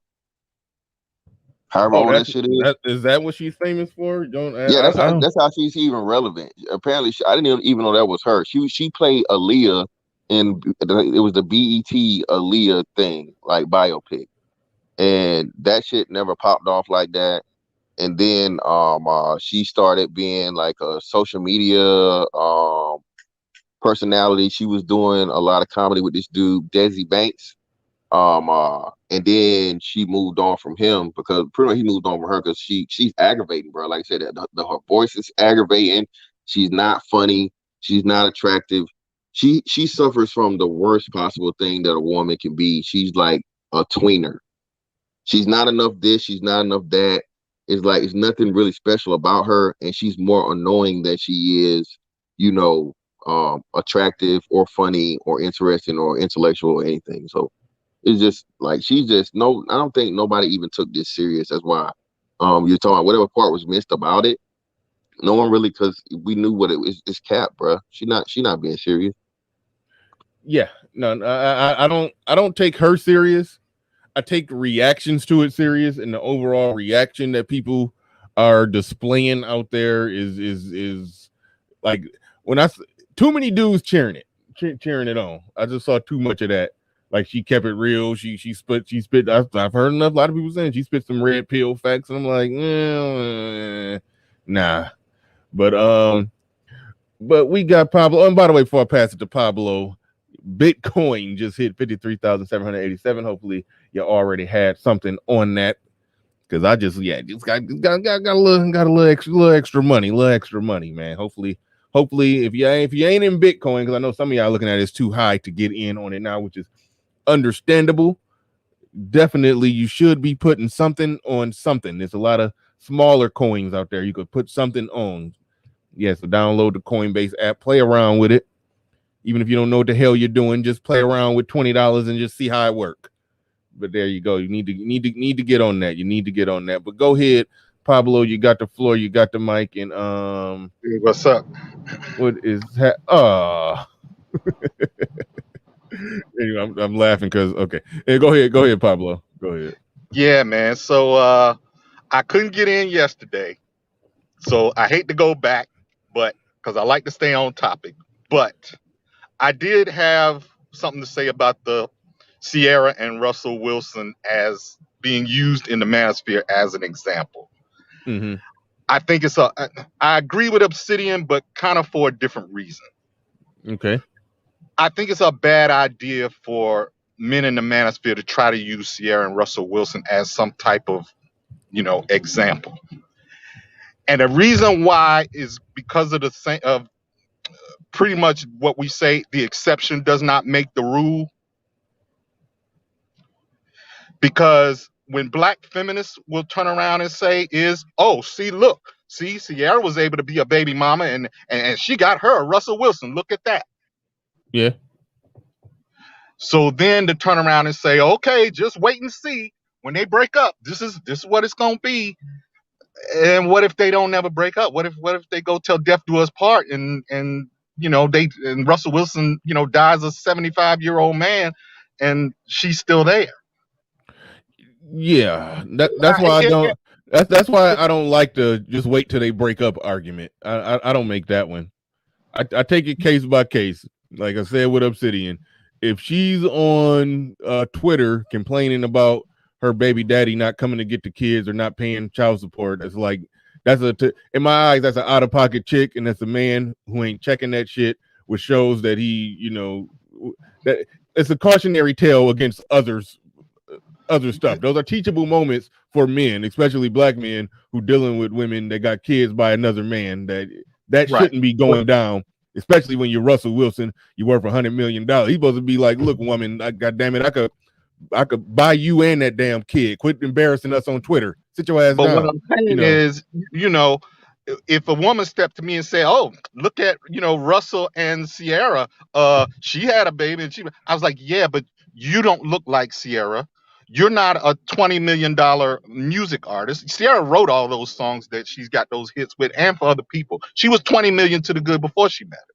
So to try to compare rich and famous celebrities to uh, uh, Boomquisha that worked down at the local Walmart with with the Wookiee weave, that's a bad and having a baby by a guy that is slinging weed out of his mama's basement. That's not a comparable situation. I know we try to do it, and yes, other people around here do it from here and there, but that ain't the one. There's a reason Kevin don't use celebrities as quote unquote high value people, because they live in a different world that's not comparable to anything that the rank and file of us live. That's all. Yeah, no, and I'm with you on that, and that's why I always say they can be used as microcosms or like teachable moments. If you see something that make headlines that kind of line up with the type of content you already do, you can use that as the backdrop to talk about what you already talk about. But as far as their actual life, those two actual individuals and their actual marriage, it's like no, I mean I don't want to do too much of a deep dive into that, but it's something to talk about there depending on the situation and what happened. But at the end of the day, yes, rich celebrities play by different rules that we don't understand. And so I can let it go in that situation.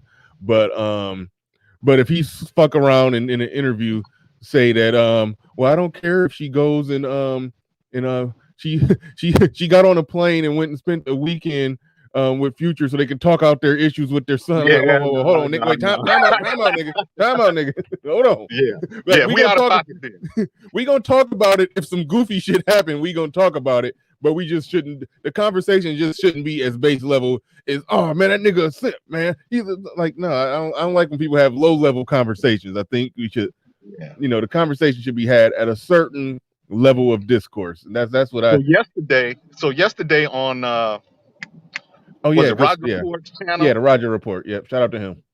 So the young brother asked, Archer, I believe, he asked, well, why are black men still getting married anyway? Why are they still doing this anyway?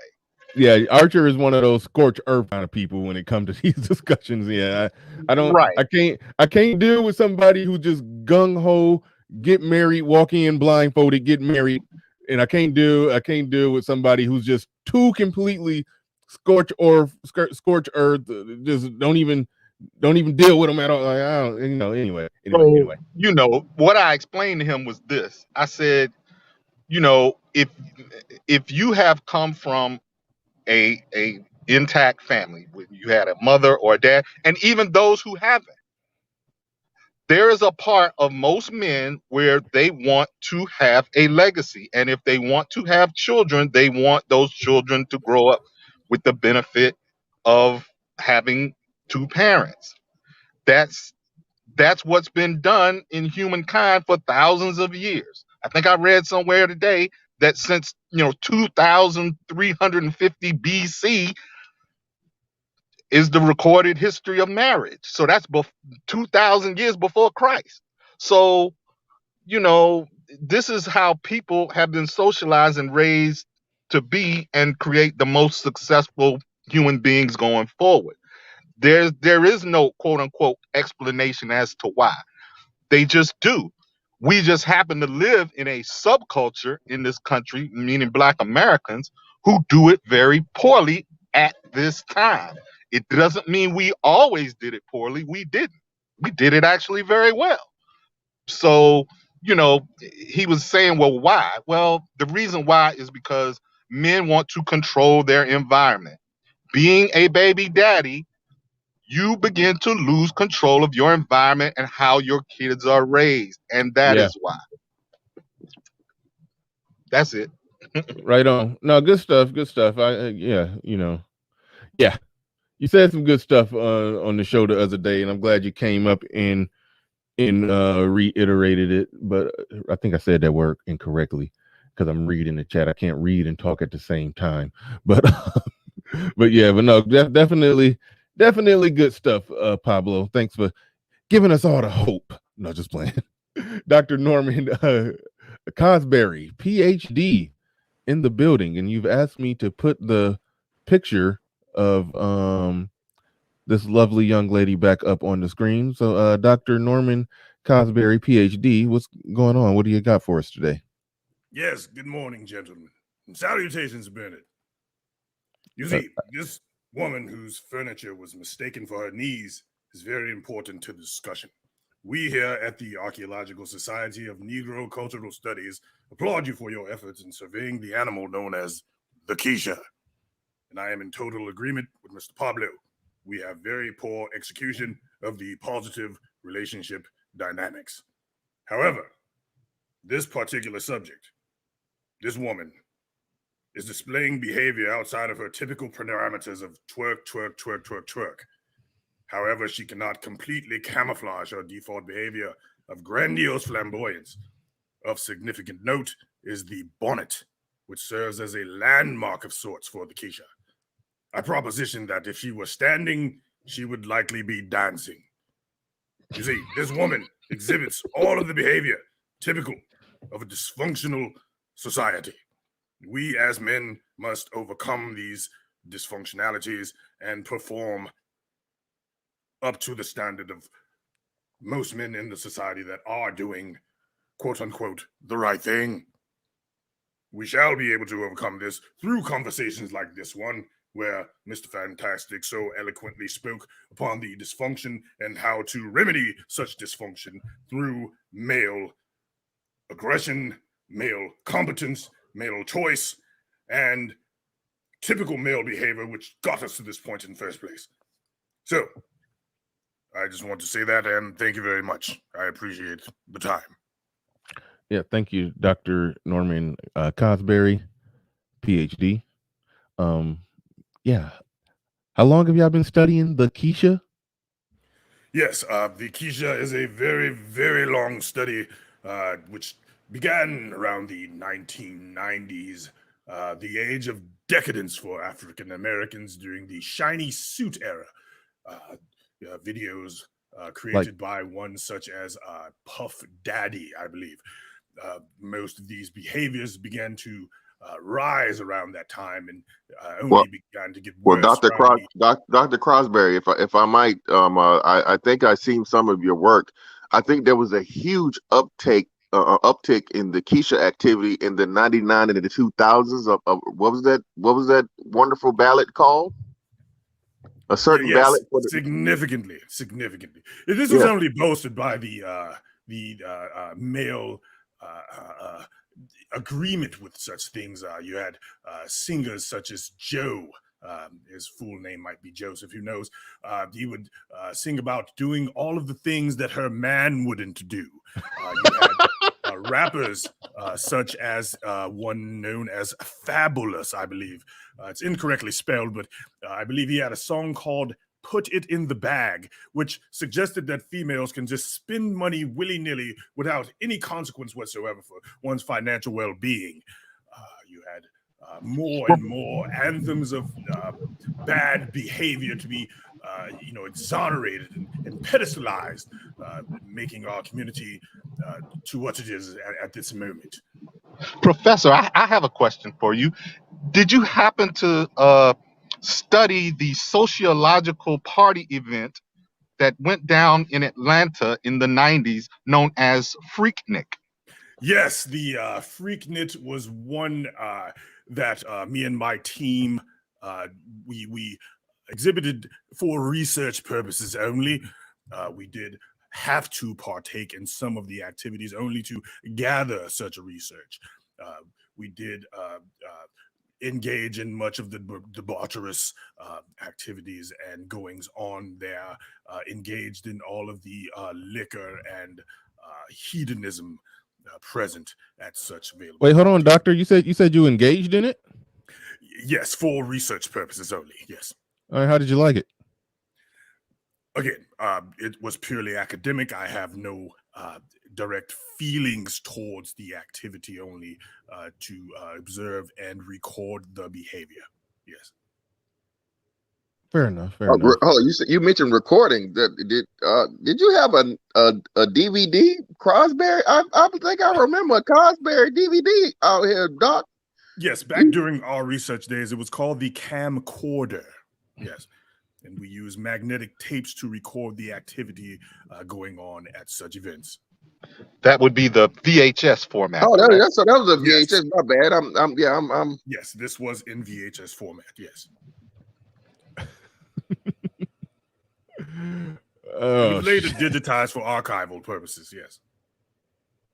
Excellent. All right. We'll have to have the professor back on for he can share with us some more of his research. Sika and Yang says, I'm done with the PhD, dude. Chief Raka in the building says Pablo is spot on with the last statement. Oh man, y'all killing me. Y'all are killing me. Sika and Yang, what's going on, man? What's going on, brothers? Look, Doc, I appreciate everything you said. I had a lot more to say, but you pretty much said everything. You missed one. You missed one song though. Boosie had the independent song, the INDEPE, that song. Yes, this is one of the classics of that era. There were many more, which could suggest that the debauchery was inevitable. For example, there was a group called the Hot Boys, which made a song affectionately known as "Drop It Like It's Hot." Also, there was a song called Bling Bling, as I believe it was more about flashing one's jewelry to signify that one had, quote unquote, made it. These songs in particular were very conducive to the rampant violence of the late 90s and early 2000s. Mm-hmm. Right. So I just wanted to. So I was listening to the Obsidian conversation yesterday, and a lot of the conversations that we have revolving around the power that the power that women have when it comes to divorce. Kevin Samuels hits the nail on the head when he says men need to start speaking up. One thing I'm recognizing is that throughout history, men generally have, like Kevin Samuels said, has made it to where women can have these arguments, right? When the women's movement was going out, the first wave feminists were going out asking for equal rights. It was men who voted a lot of these rights in. Even now, when you talk about the system and how jacked up it is against men, a lot of times what you'll find if you just go into how a lot of who agreed on these bills, you'll find that it's men who are in power who are essentially taking away power from other men, right? And so I think that men have a tendency of giving away their rights to women, historically speaking. And if we're going to change that from happening, people within this space, out of this space, do need to in fact start, one, being choosing better leaders, two, being better men, and then the last thing is understanding the currency of the day. Excuse me, understanding the currency of the day. I'm sorry. Oh, I ain't saying that. Go ahead. Understanding the currency of the day and using that to not navigate, but move the system in the direction that you want the system to go.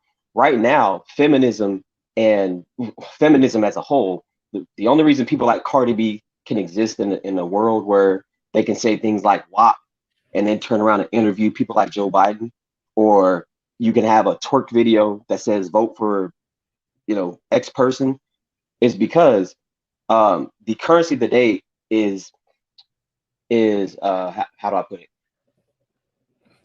What's profitable is the things that pander to women. Attention is the new currency. Attention. And that's what I mean. What I'm saying is that the consumer of the attention is the woman. Am I tripping when I say this?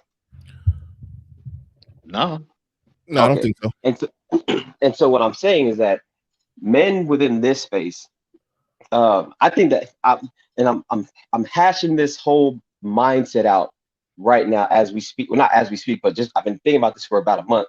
Men within this space and outside of the space need to learn what the currency of the day is and learn how to utilize it properly for their own particular benefit. The thing I'm thinking about right now, I'm learning data science right now, right? And one thing I'm recognizing is that in this age that we're currently in, the thing that moves the needle the most is the people that move the needle the most are the people who have control over data. That's why YouTube is able to exist in the form that exists in, Facebook, all these people, right? That's why the algorithm, although what Kevin Samuels does is great, the algorithm really moves the needle for the people who are the Derek Jacksons of the world, right? And so what I'm saying is that the people that have the ability the people within this space need to learn how to take control of those avenues, the medias, the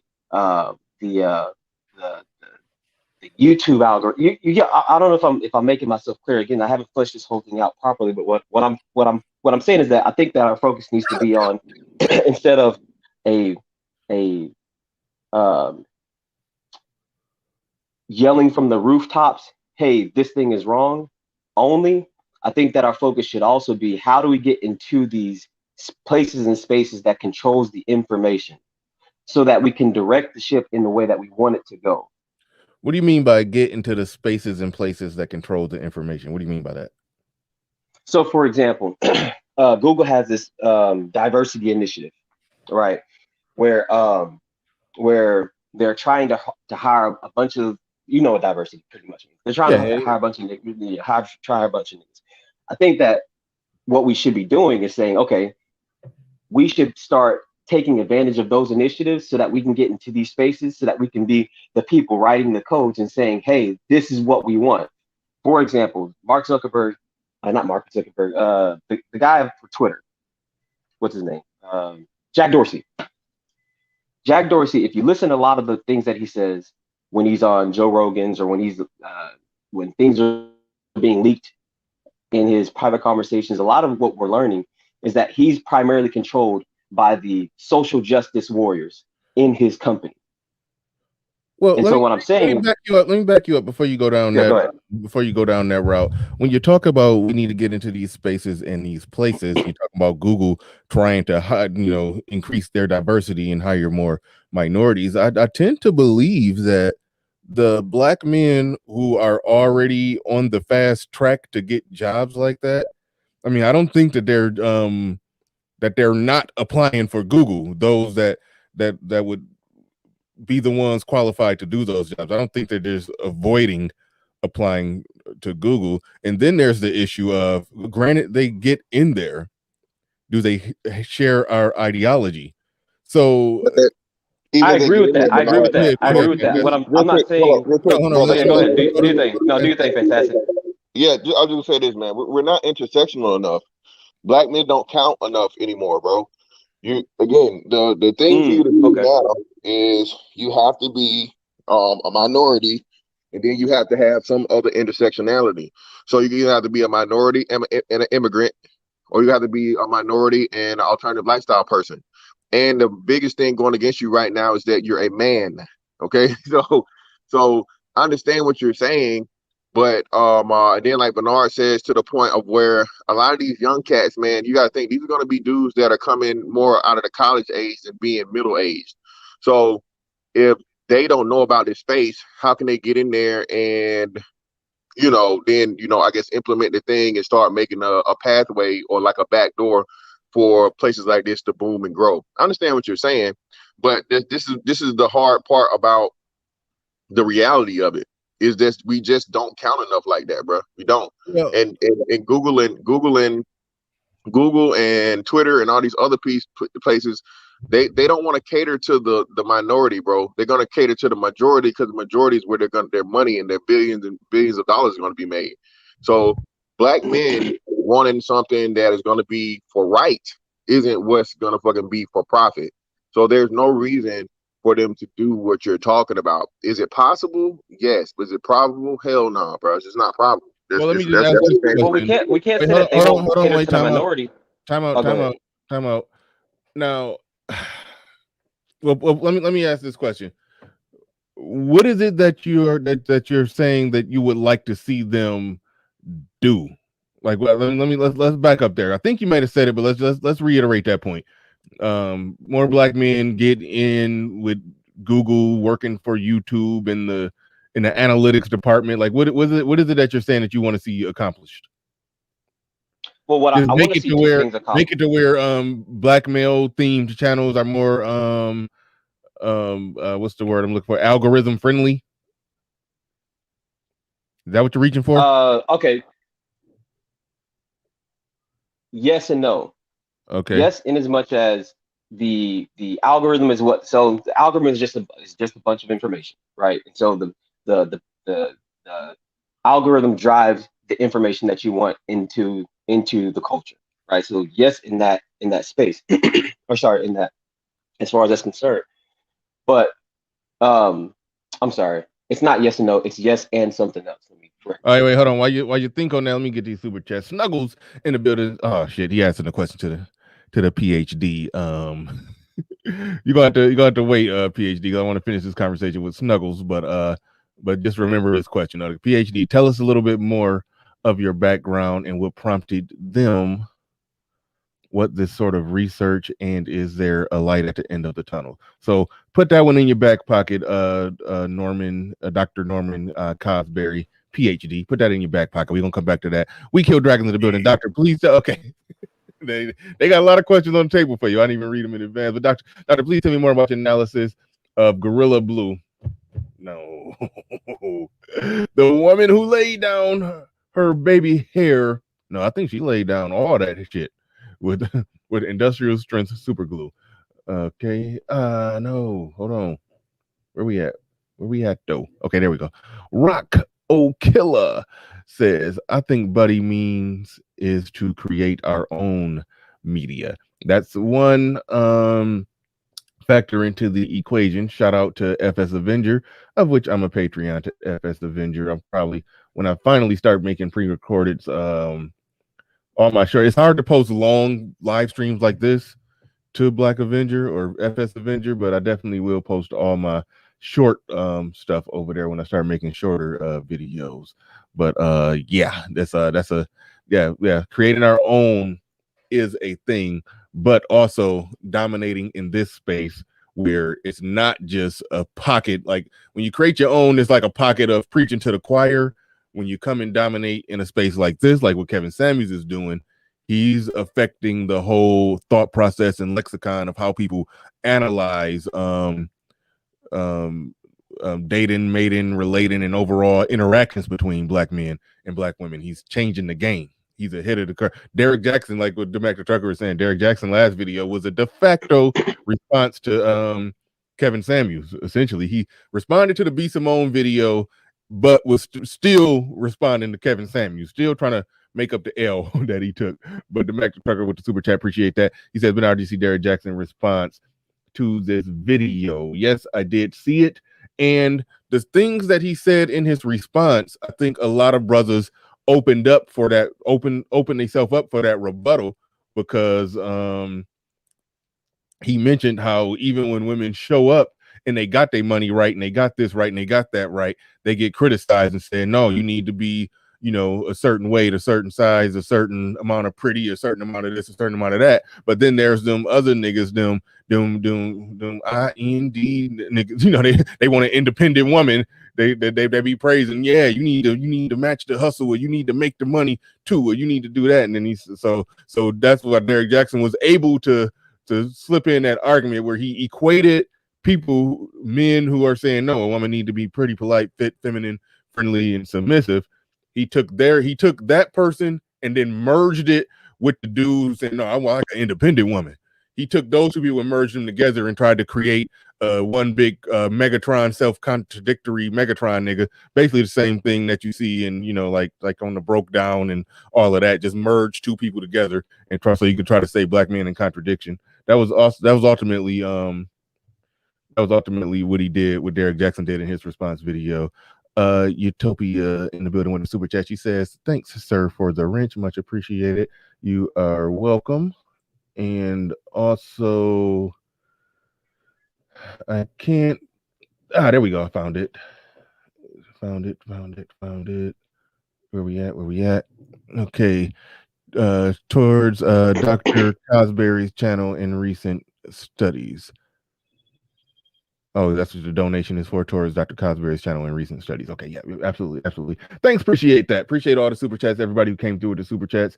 All right, we about to wrap up what we was talking about with Sika and Yang, because he's going down a good path here, and but we do gotta doctor, you're a doctor, so you got a good memory, so I'm sure you remembered all the questions, correct? Dr. Norman Cosberry? Apologies. Yeah, yes. Okay, just hang on to those again. What was you doing? Why you seem like you was distracted. Like yes, research. Oh, you was doing research. Okay, good. Continuous research. Continuous research on hoes twerking. Yes, on ghetto culture. You see, we here at the Archaeological Society for Negro Cultural Studies are interested in the global phenomenon of the black ghettoification of all other cultures. It's like a hungry beast that consumes the values, morals, and systems that other people have developed over many millennia. Considering ghetto culture is still in its infancy as compared to these other cultures, we are studying the why and the how and the effects on the overall society. We study creatures like the Keisha, the Pookie, the elusive Ray Ray, who blends in with both the hood and the corporate lifestyle. We study the oxymoronic white Pookie or white Keisha, affectionately and respectively known as the Wigger and the Becky. Currently, a new phenomenon has arisen in the hood, the Asian Keisha or the Mai Mai. You see, these are the things that we study in the Ghetto Cultural Society. Yes. Okay. Hey, Sika and Yang, come back, man. I wanted to finish that conversation. I just didn't want to lose my super chats, and I inadvertently that all the super chats was directed to Dr. Norman Cosberry, so I ended up talking to him. But I do want. Oh, there you go. He already came back. I do want to stay down this path. But while we're here, Bitcoin just went up to $54,381. Bitcoin just went up. It's skyrocketing, fellas. It is skyrocketing. But Dr. Cosberry. But hold on. Let's hold your thought on that question. All right, Sika. Where was we at? He's going down a rabbit hole. I want to explore this because I think we're going to end up somewhere that. Well, let's just go. Where we at? Where was you going with this? Okay, so yes to what you're saying, and I forget what the other super chat was. What he said, controlling the media, controlling the algorithm. Yes to that. but more so also controlling controlling or the fields that gather data. So as of right now, we're in a time and space where media companies, well, everything's kind of been this way. Are The you saying ability to controlling market, the fields that gather data on channels like this, like YouTube?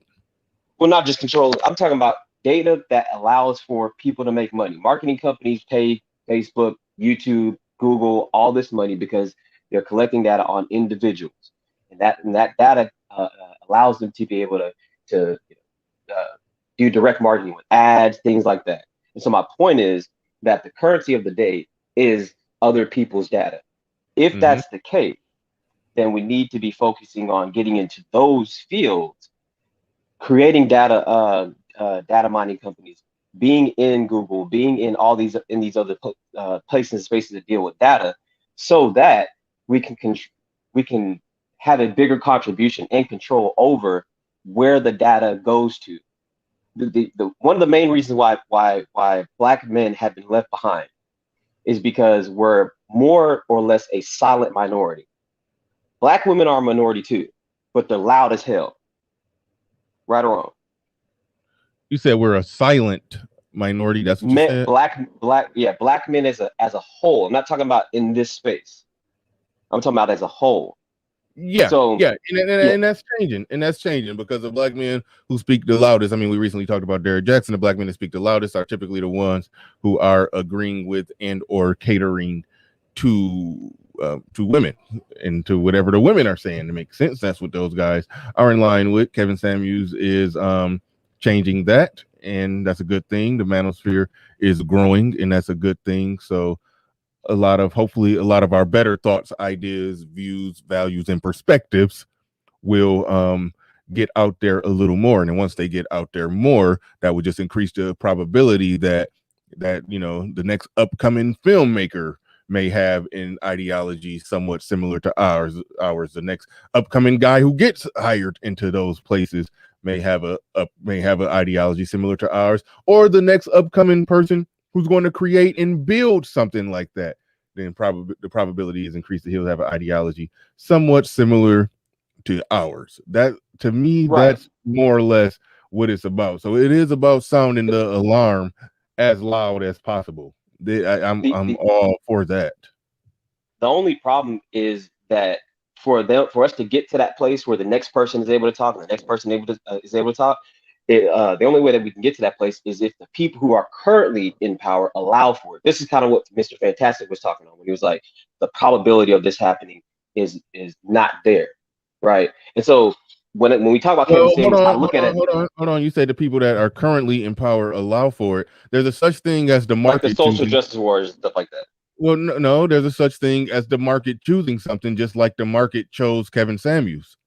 So if the This is market chooses true. it, the market chooses. Hold on. If the market chooses it, the market chooses it, and then those thoughts, views, ideas, um, grow like a meme, spread like a virus, so to speak, and then that sort of becomes ingrained into the culture, and then it's okay. Just like um having transgender all the trans stuff, you know, became okay. The whole trans people in the locker room of people with different genitals and all of that stuff got gradually smuggled in under the table. Acceptance of gay people, which I was, on board with. Like, okay, yeah, they're people too. Let them go ahead and get married or whatever.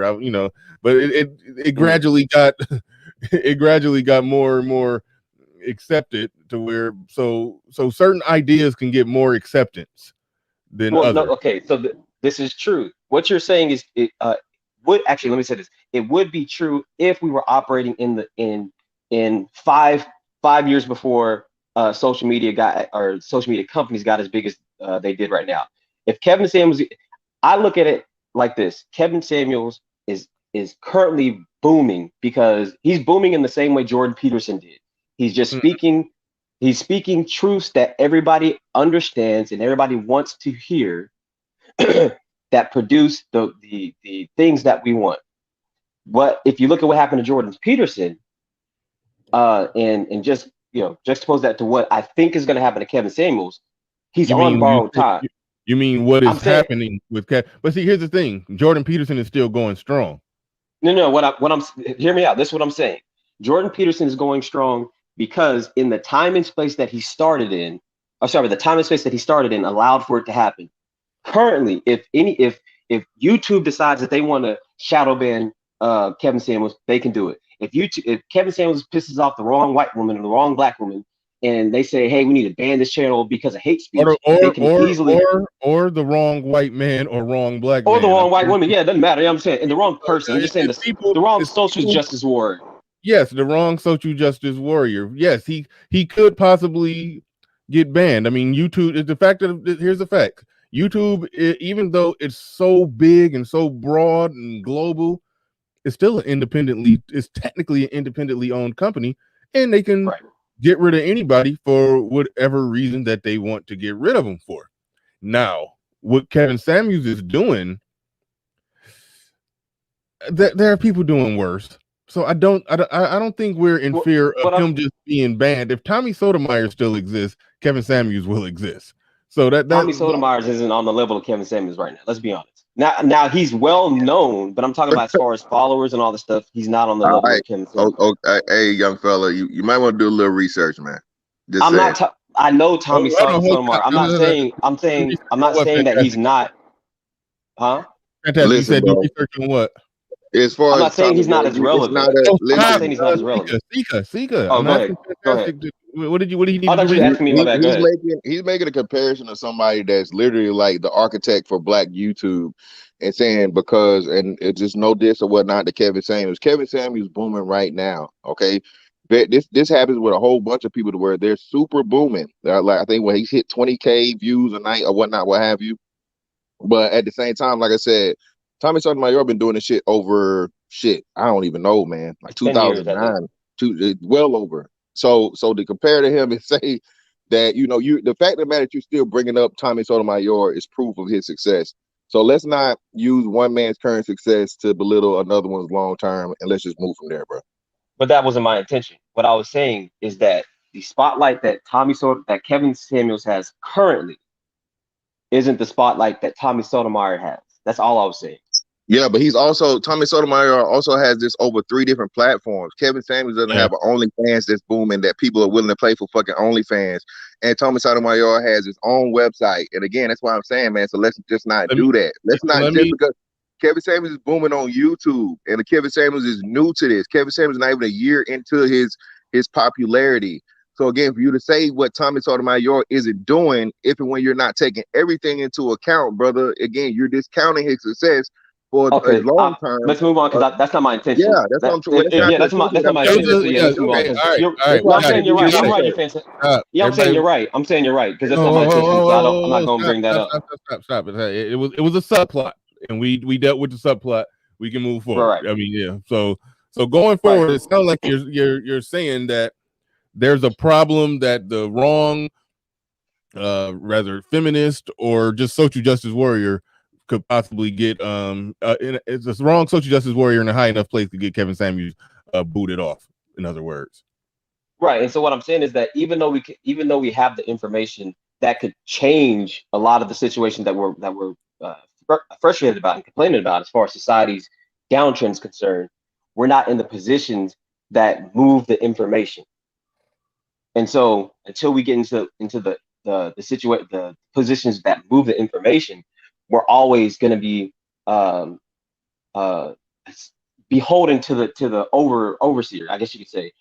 I look at it like this: if Twitter could get rid of Donald Trump, and regardless of what you think about it, if they could get rid of his platform and silence his voice, then they can do it to anybody else that's not the president of the United States. In our particular space, like Mr. Fantastic said, we are the minority, and we're not the people that drive the money. We're not the people who drive the money machine. There's an ideological war, so to speak. Right. So right. Yeah, I mean, I do understand what you're saying, that technically, if Donald Trump can get taken off of Twitter, anybody can get taken off of anything, even though I heard somebody make a compelling case as to why Trump deserved to get taken off. I might play that on here someday. It was made by Sam Harris, somebody who I really respect, extremely intelligent person. He made a compelling case why that was the right move. But either way, okay, you're saying that anybody can get taken off at any time. So one goal is to is to be in those spaces. Like, I get it, I understand the people who make it high up in those spaces. If one of them does have an ideology somewhat similar to ours, then yes, that would be beneficial. That it's somewhat of a de facto inside man, so to speak. But odds of that happening are small. And right now, not for the reason that Fantastic gave. I think it's small, just for the reason that the way that we look at things, view things, and analyze things is still growing. And Kevin Samuels is a valuable player in that game of these ideas, views, growing the way that they're growing. So right now, the name of the game is just grow it. I thought about to myself, what would happen if Kevin Samuels just got this Thanos snapped off of YouTube? I'm sitting there thinking, okay, well, he got a few 100,000 on Instagram as well. He go live on Instagram all the time. He'll be able to do his thing on Instagram and gradually send all of those people back over to YouTube. He'll be able to fire it back up in some way, shape, or form, unless they just name him just outright enemy of the state to where no matter what you pop up, anything with your name on it, it is banned, blocked, deleted at the IP level in every way, shape. I don't think they're going to do that. I don't think it's going to come to that. At the end of the day, yes, he's saying some things that people don't like, but he's talking. Women like it. The algorithm is showing that women like it, and he's talking to them about how to get married. And the conversations get a little rough every now and then. That's more so other smaller content creators going to be butthurt making response videos or trying to expose his personal stuff. But I don't think YouTube from the top down is going to try to do something to get rid of him, because there are people that are far worse than what he's doing, other than just he's just rubbing some women the wrong way. That's about it. So I don't think none of that is in jeopardy, like what you're talking about. But D-Rock Den in the building says, Dr. Norman Cosberry, PhD, what is the scientific names for the Keisha and Ray Ray that you have discovered for my notes? He's probably doing research. Yeah, I think the good doctor had to step away for a second. Yeah, he's Yes, doing yes. The Keisha is known as the Keishianus majoris because she is most prevalent in the hood. Ray Ray is known as Rayanus minoris because he is most elusive in that we cannot locate him directly because he fits in between both worlds at the same time. Very, very hard to detect, kind of a chameleon. He can also deal with board members in the corporate world and also the highest level of street thuggery, drug dealers, gun movers, and such and so forth. Someone had a question earlier about the woman Gorilla Blue. Potentially, it was all for publicity, incitement, who knows? Potentially, she was just that oblivious to the effects of glue on the human scalp, indicating intelligence in line with the stereotype of people who feast on crayons as their primary form of food source.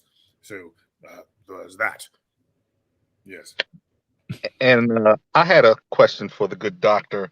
Have you encountered any dangerous situations in your field studies? Indubitably. Yes. Once we were on safari on the north side of a important city. I cannot give the whereabouts for my research purposes. Near one of the most paradoxically named streets, dangerously paradoxical streets in America, called Dr. Martin Luther King Boulevard. Who was a man of I know peace. it well. Know it well. Yes, he's a man of peace, and for some reason, every street that is named after him is consumed with violence, overwhelming violence. We were immediately approached by men in hooded apparel and inquiring about our potential destination. We informed them that we were indeed just passing through and observing to which their response was to brandish firearms and enthusiastically banish us from the public space. What was interesting, though, is that they did not even, quote, own the block. They felt it necessary to protect it in such a similar way as to how one protects their own private property from trespassers and loiterers. It's very interesting. I suspect we narrowly escaped premature end to our existence that day. Did you happen to encounter any disheveled, poorly groomed individuals roaming about in these spaces? Definitely, definitely. Now, at first glance, we surmised that these people might have been homeless. However, they were not indeed homeless. They did have places to live. They just chose to wear attire that suggested that they did not have a place to live. Not only that, they had unkempt facial and scalp hair, which suggested that their grooming was not in accordance with what typical humans would do, particularly those with careers and jobs.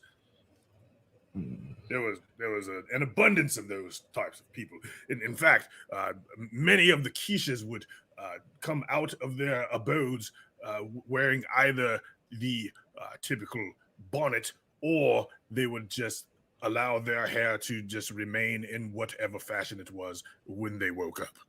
What about the fuzzy house slippers? Yes, there was an abundance of not only fuzzy house slippers, but these amazing feetwear called flip-flops. Every time you walk, it indicated where you were at all times. There was no way that they could sneak around or sneak up on anyone in those kinds of footwear. And doctor, you mentioned the name of the I think it was the scientific classification of the Asian Keisha, but I don't think you mentioned it of the Asian Pookie. If I'm right, I think because the white version is the Wigga, and if I think I'm familiar with your research, wouldn't the Asian be the Chica? Yes, we unfortunately were not able to observe the Asian Pookie up close. They seem to have a more closer knit community and stick amongst themselves. Any interference by strangers prompts them to immediately vacate the premises. So it's a much harder task to observe the Asian Pookie. However, their women are more readily available than they are. So. I have some more. Oh, go ahead. Go ahead. You got it. You got it. Doctor, have you noticed any new species roaming about the environment? I know in my particular environment, there's a new species crawling around the hood. She goes by the name of Angelina. Sometimes her name is Consuela, and she speaks a foreign dialect. I've noticed quite a bit of ratchetry amongst this particular new species roaming around in the environment. Yes, I think I know what you are referring to. That is actually a rather old species. They've just been more hidden in recent times because they are trying to integrate with the overall white society. Yes, most of the Hispanic community have their roots based in the African American ghettoification community, where they integrated successfully with the black males, adopting their behavior and then passing that behavior on to their children and women, thus creating the Consuela or the Roberto or the Jose or the Tabitha. These women and men have successfully integrated on both the ghettoification side of the class spectrum and the more general white side of the class spectrum, allowing them to exist in both worlds at the same time at their convenience, depending on where they live. Because what is going on with that particular community is a lot of gentrification, where they move into a neighborhood, mostly 6 or 7 families per house, save their money, buy such house, move next door, and repeat the process ad infinitum until they own the entire block. This is the way of the Hispanic community. This is Also, the case with other races, though they are more quiet about their goings on. Yeah, they seem to be quite nomadic as well. Yes, yes, yes. They are able to integrate in any society that they choose to migrate to. This is due to the fact that they are able to blend in more with white society because of their skin color. This is a very, very great as a primary weapon of social mobility. Oswald in the building with the super chat. Appreciate that. We also got Malcolm in the middle 87. Doc, what is the connection with men that being rejected in high school and spending their whole life crying about not being able to find a wife? Well, he is half right. You see, it's not a matter of men being rejected in high school and spending their life crying. What it is there is a strong presence of feminism in not only the United States, but Western society as a whole. So if you are in high school, but the women in your high school understand that they have powers far beyond that of a normal underage person in high school, they're going to take advantage of those powers, typically foregoing relationships with their peers in order to forge relationships with older gentlemen who are sometimes drive around the high school multiple times per day in their Cadillacs. Those men will typically begin the relationships with the young women in a high school until they are outside of high school and completely unavailable to their peers. This extends on into adulthood, where these men who were starved previously in high school are still searching for their first and maybe only experience with a woman, which those women by that time are more seasoned than a restaurant steak. At that point, these men have literally no chance to form a relationship of any substance whatsoever throughout their adult lives, and this prompts them to become much filled with what they call red pill rage, where they come online and join the manosphere to exercise their gripes about the going ons in greater society and hopefully come up with a solution. Okay, Snuggles668 says, Doctor, what do you think of young men's behavior that grew up in these single mothers' homes? Is that the black sector a microcosm of that behavior? Yes, single motherhood is a bane on society, and it's not just the black community that suffers from such ills. It's actually the greater society as a whole. So what happens is single motherhood prompts most kids to grow up without the masculine presence that is necessary for adult development in children. This causes children to behave irrationally. Their conversations are more based in emotion over logic and common sense. These people grow up to be terrible, terrible adults and don't mesh well in great society as a whole. In fact, they are defenseless against what is their own personal choice and freedom. Thus, they depend on government or welfare in order to survive as adults.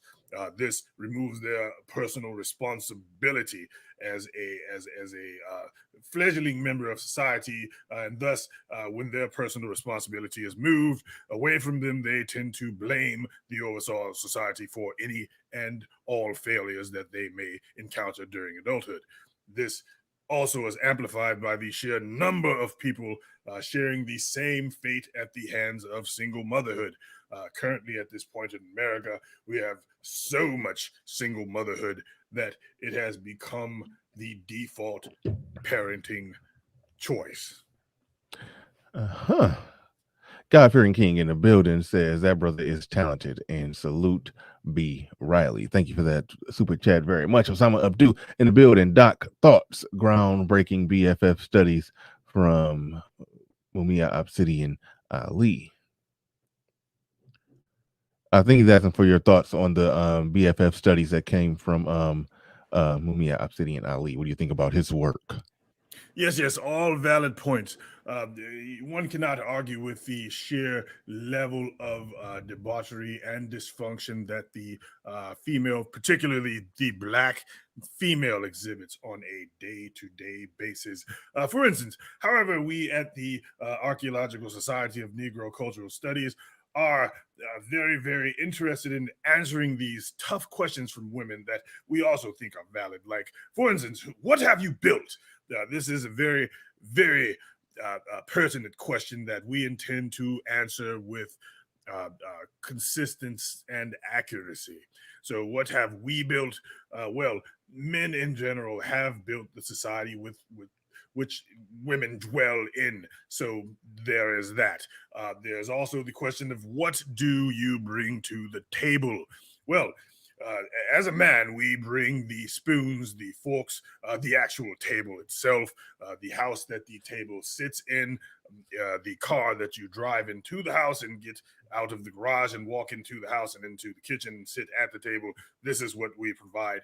These are the questions that we will ask and answer that women have that are legitimate. However, we cannot discount Professor Obsidian's work on the black female. The black female is one of the most treacherous creatures to ever come across. In fact, this woman is the reason for the Keisha's existence. All right, Nero D, thank you for the super chat. He says, I also noticed that new species 2 is called the beautiful, feminine, and delicious busty Latinas, busty Brazilians, and busty Paul. I think he means Pog. Thank you for the super chat, Nero D. Rocky N says, I believe the man of culture on the panel is referring to what we call a strumpet, or in layman terms, a kick me. Do you know what he's talking about, Doctor? Yes. Technically, a strumpet is a woman of leisure or a prostitute. Some would argue that all women are prostitutes, which sometimes I am in agreement with, depending on the situation. For example, a gold digger would be considered someone who is a strumpet or prostitute or kick me, as it were. These women do not participate in the marital contract as a consequence of wanting to be with the person based on genuine feelings of affection. Instead, they engage in the relationship for purely business acquisition purposes. These women would be considered the transactional strumpets that this question so speaks of. Yes. Uh-huh. So Provider Speak says, do you have a book? Most people with your caliber usually have such great novels. Dr. Norman, to reach during a bright day, sir. Yes, at this point, we haven't reached our point in research where we can formulate a book and dispense the information wholeheartedly and worldwide for men to discover and enjoy. However, this is coming in the coming years. Once we do produce this book, we will loudly engage the manosphere and inform them of its whereabouts, likely on Amazon and in hardcover. Nerdine with another super chat. Appreciate that. He says, and guess what? They're grabbing up good, decent, upstanding, good black men who are builders, truck drivers, bricklayers, messengers, policemen. I don't know. Thank you for the super chat, Nuruddin, who circles every discussion back to busty Latinas and Pogs taking good black men. Where we at? The glorious one, Doc. He says, Doc, the Asian Pookie is located in South Milwaukee of the, what is that? Anybody know what that is? You need the vowel in between. Mong. Okay, yeah, that yes. Mong descent. Okay, all right, that H. Okay, that H threw me off. You can feel free to answer that one if you wish to, Doc.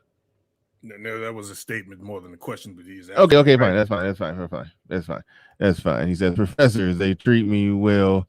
You should try some. Thank you for the super chat. Who else we got in here? JR in the building. He says, do you have a YouTube channel? If so, what is it?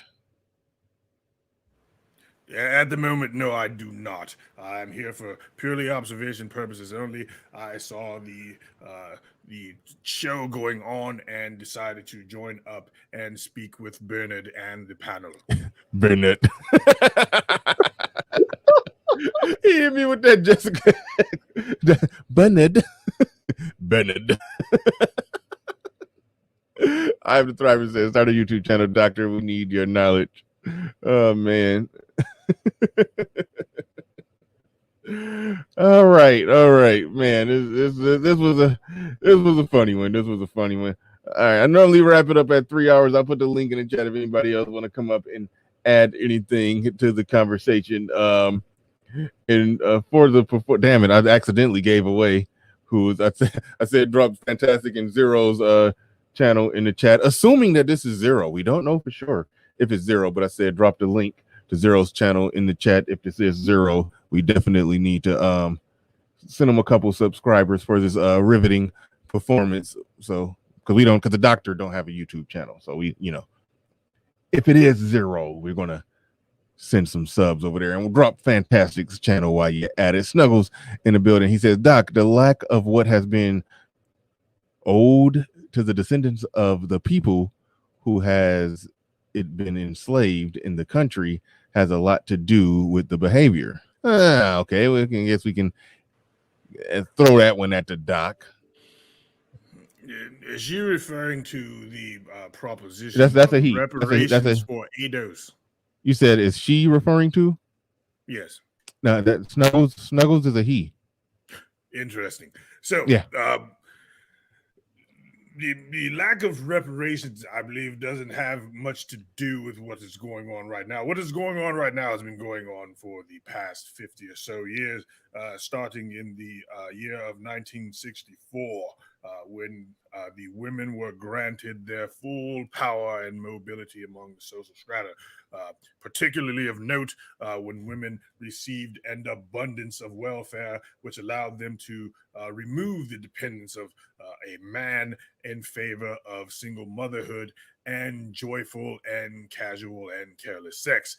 This prompted a generation of women who would repeat this process over and over and over. And not only that, but adopt a philosophy that would indoctrinate future women and even men into this hedonistic and destructive behavior.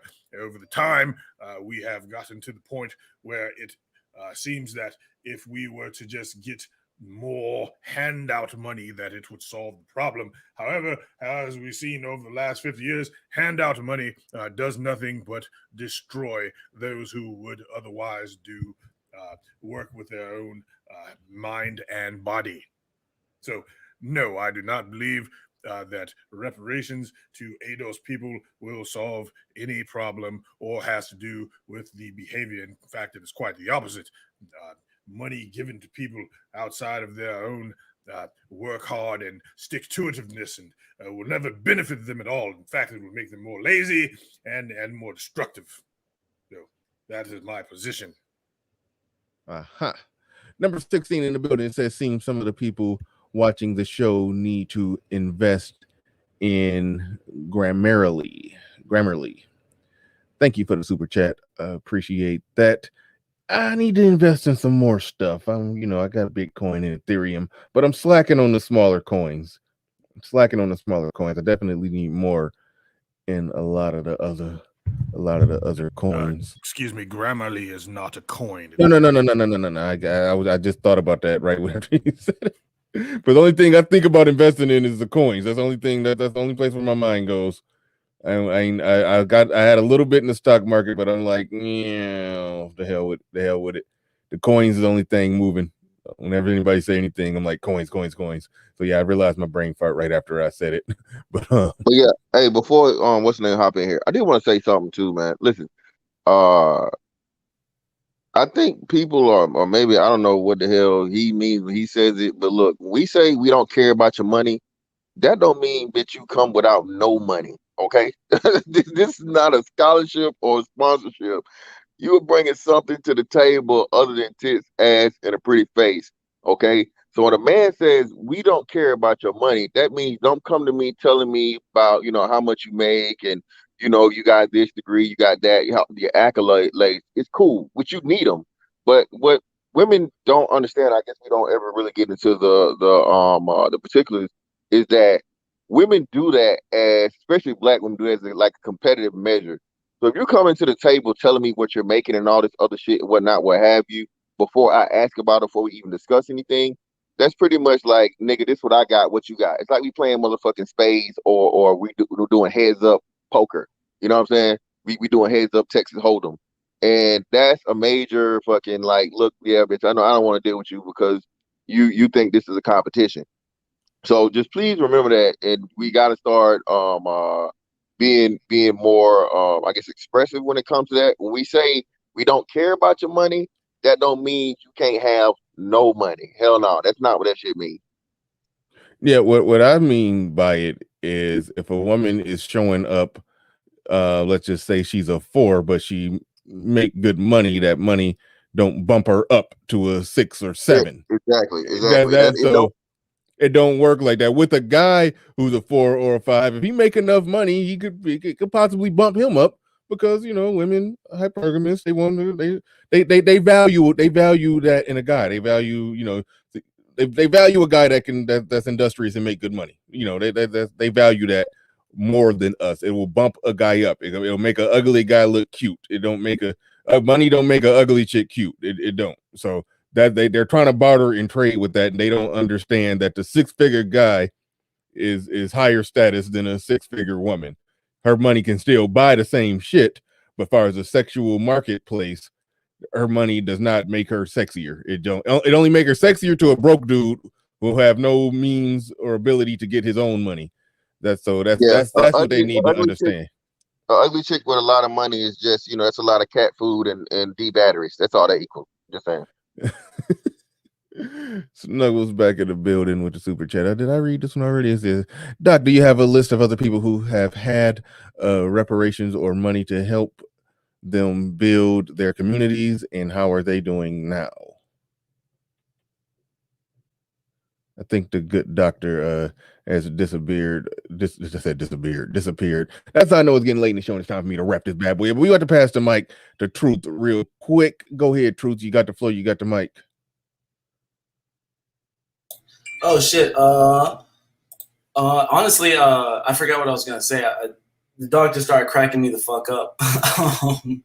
I would say this: when it comes to women with more money, it's like, yes, it's relative to how much money the man has.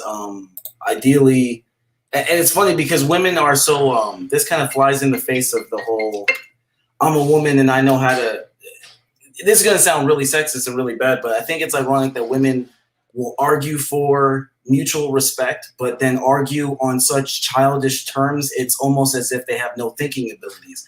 It's like they have to know that they don't date niggas who make less money than them. And they have to know that men like women for their looks, but they'd like to pretend that they don't get that. It's all delusion. There's no way they don't get this. There's no way. It's just, it's wanton delusion. Right. Absolutely.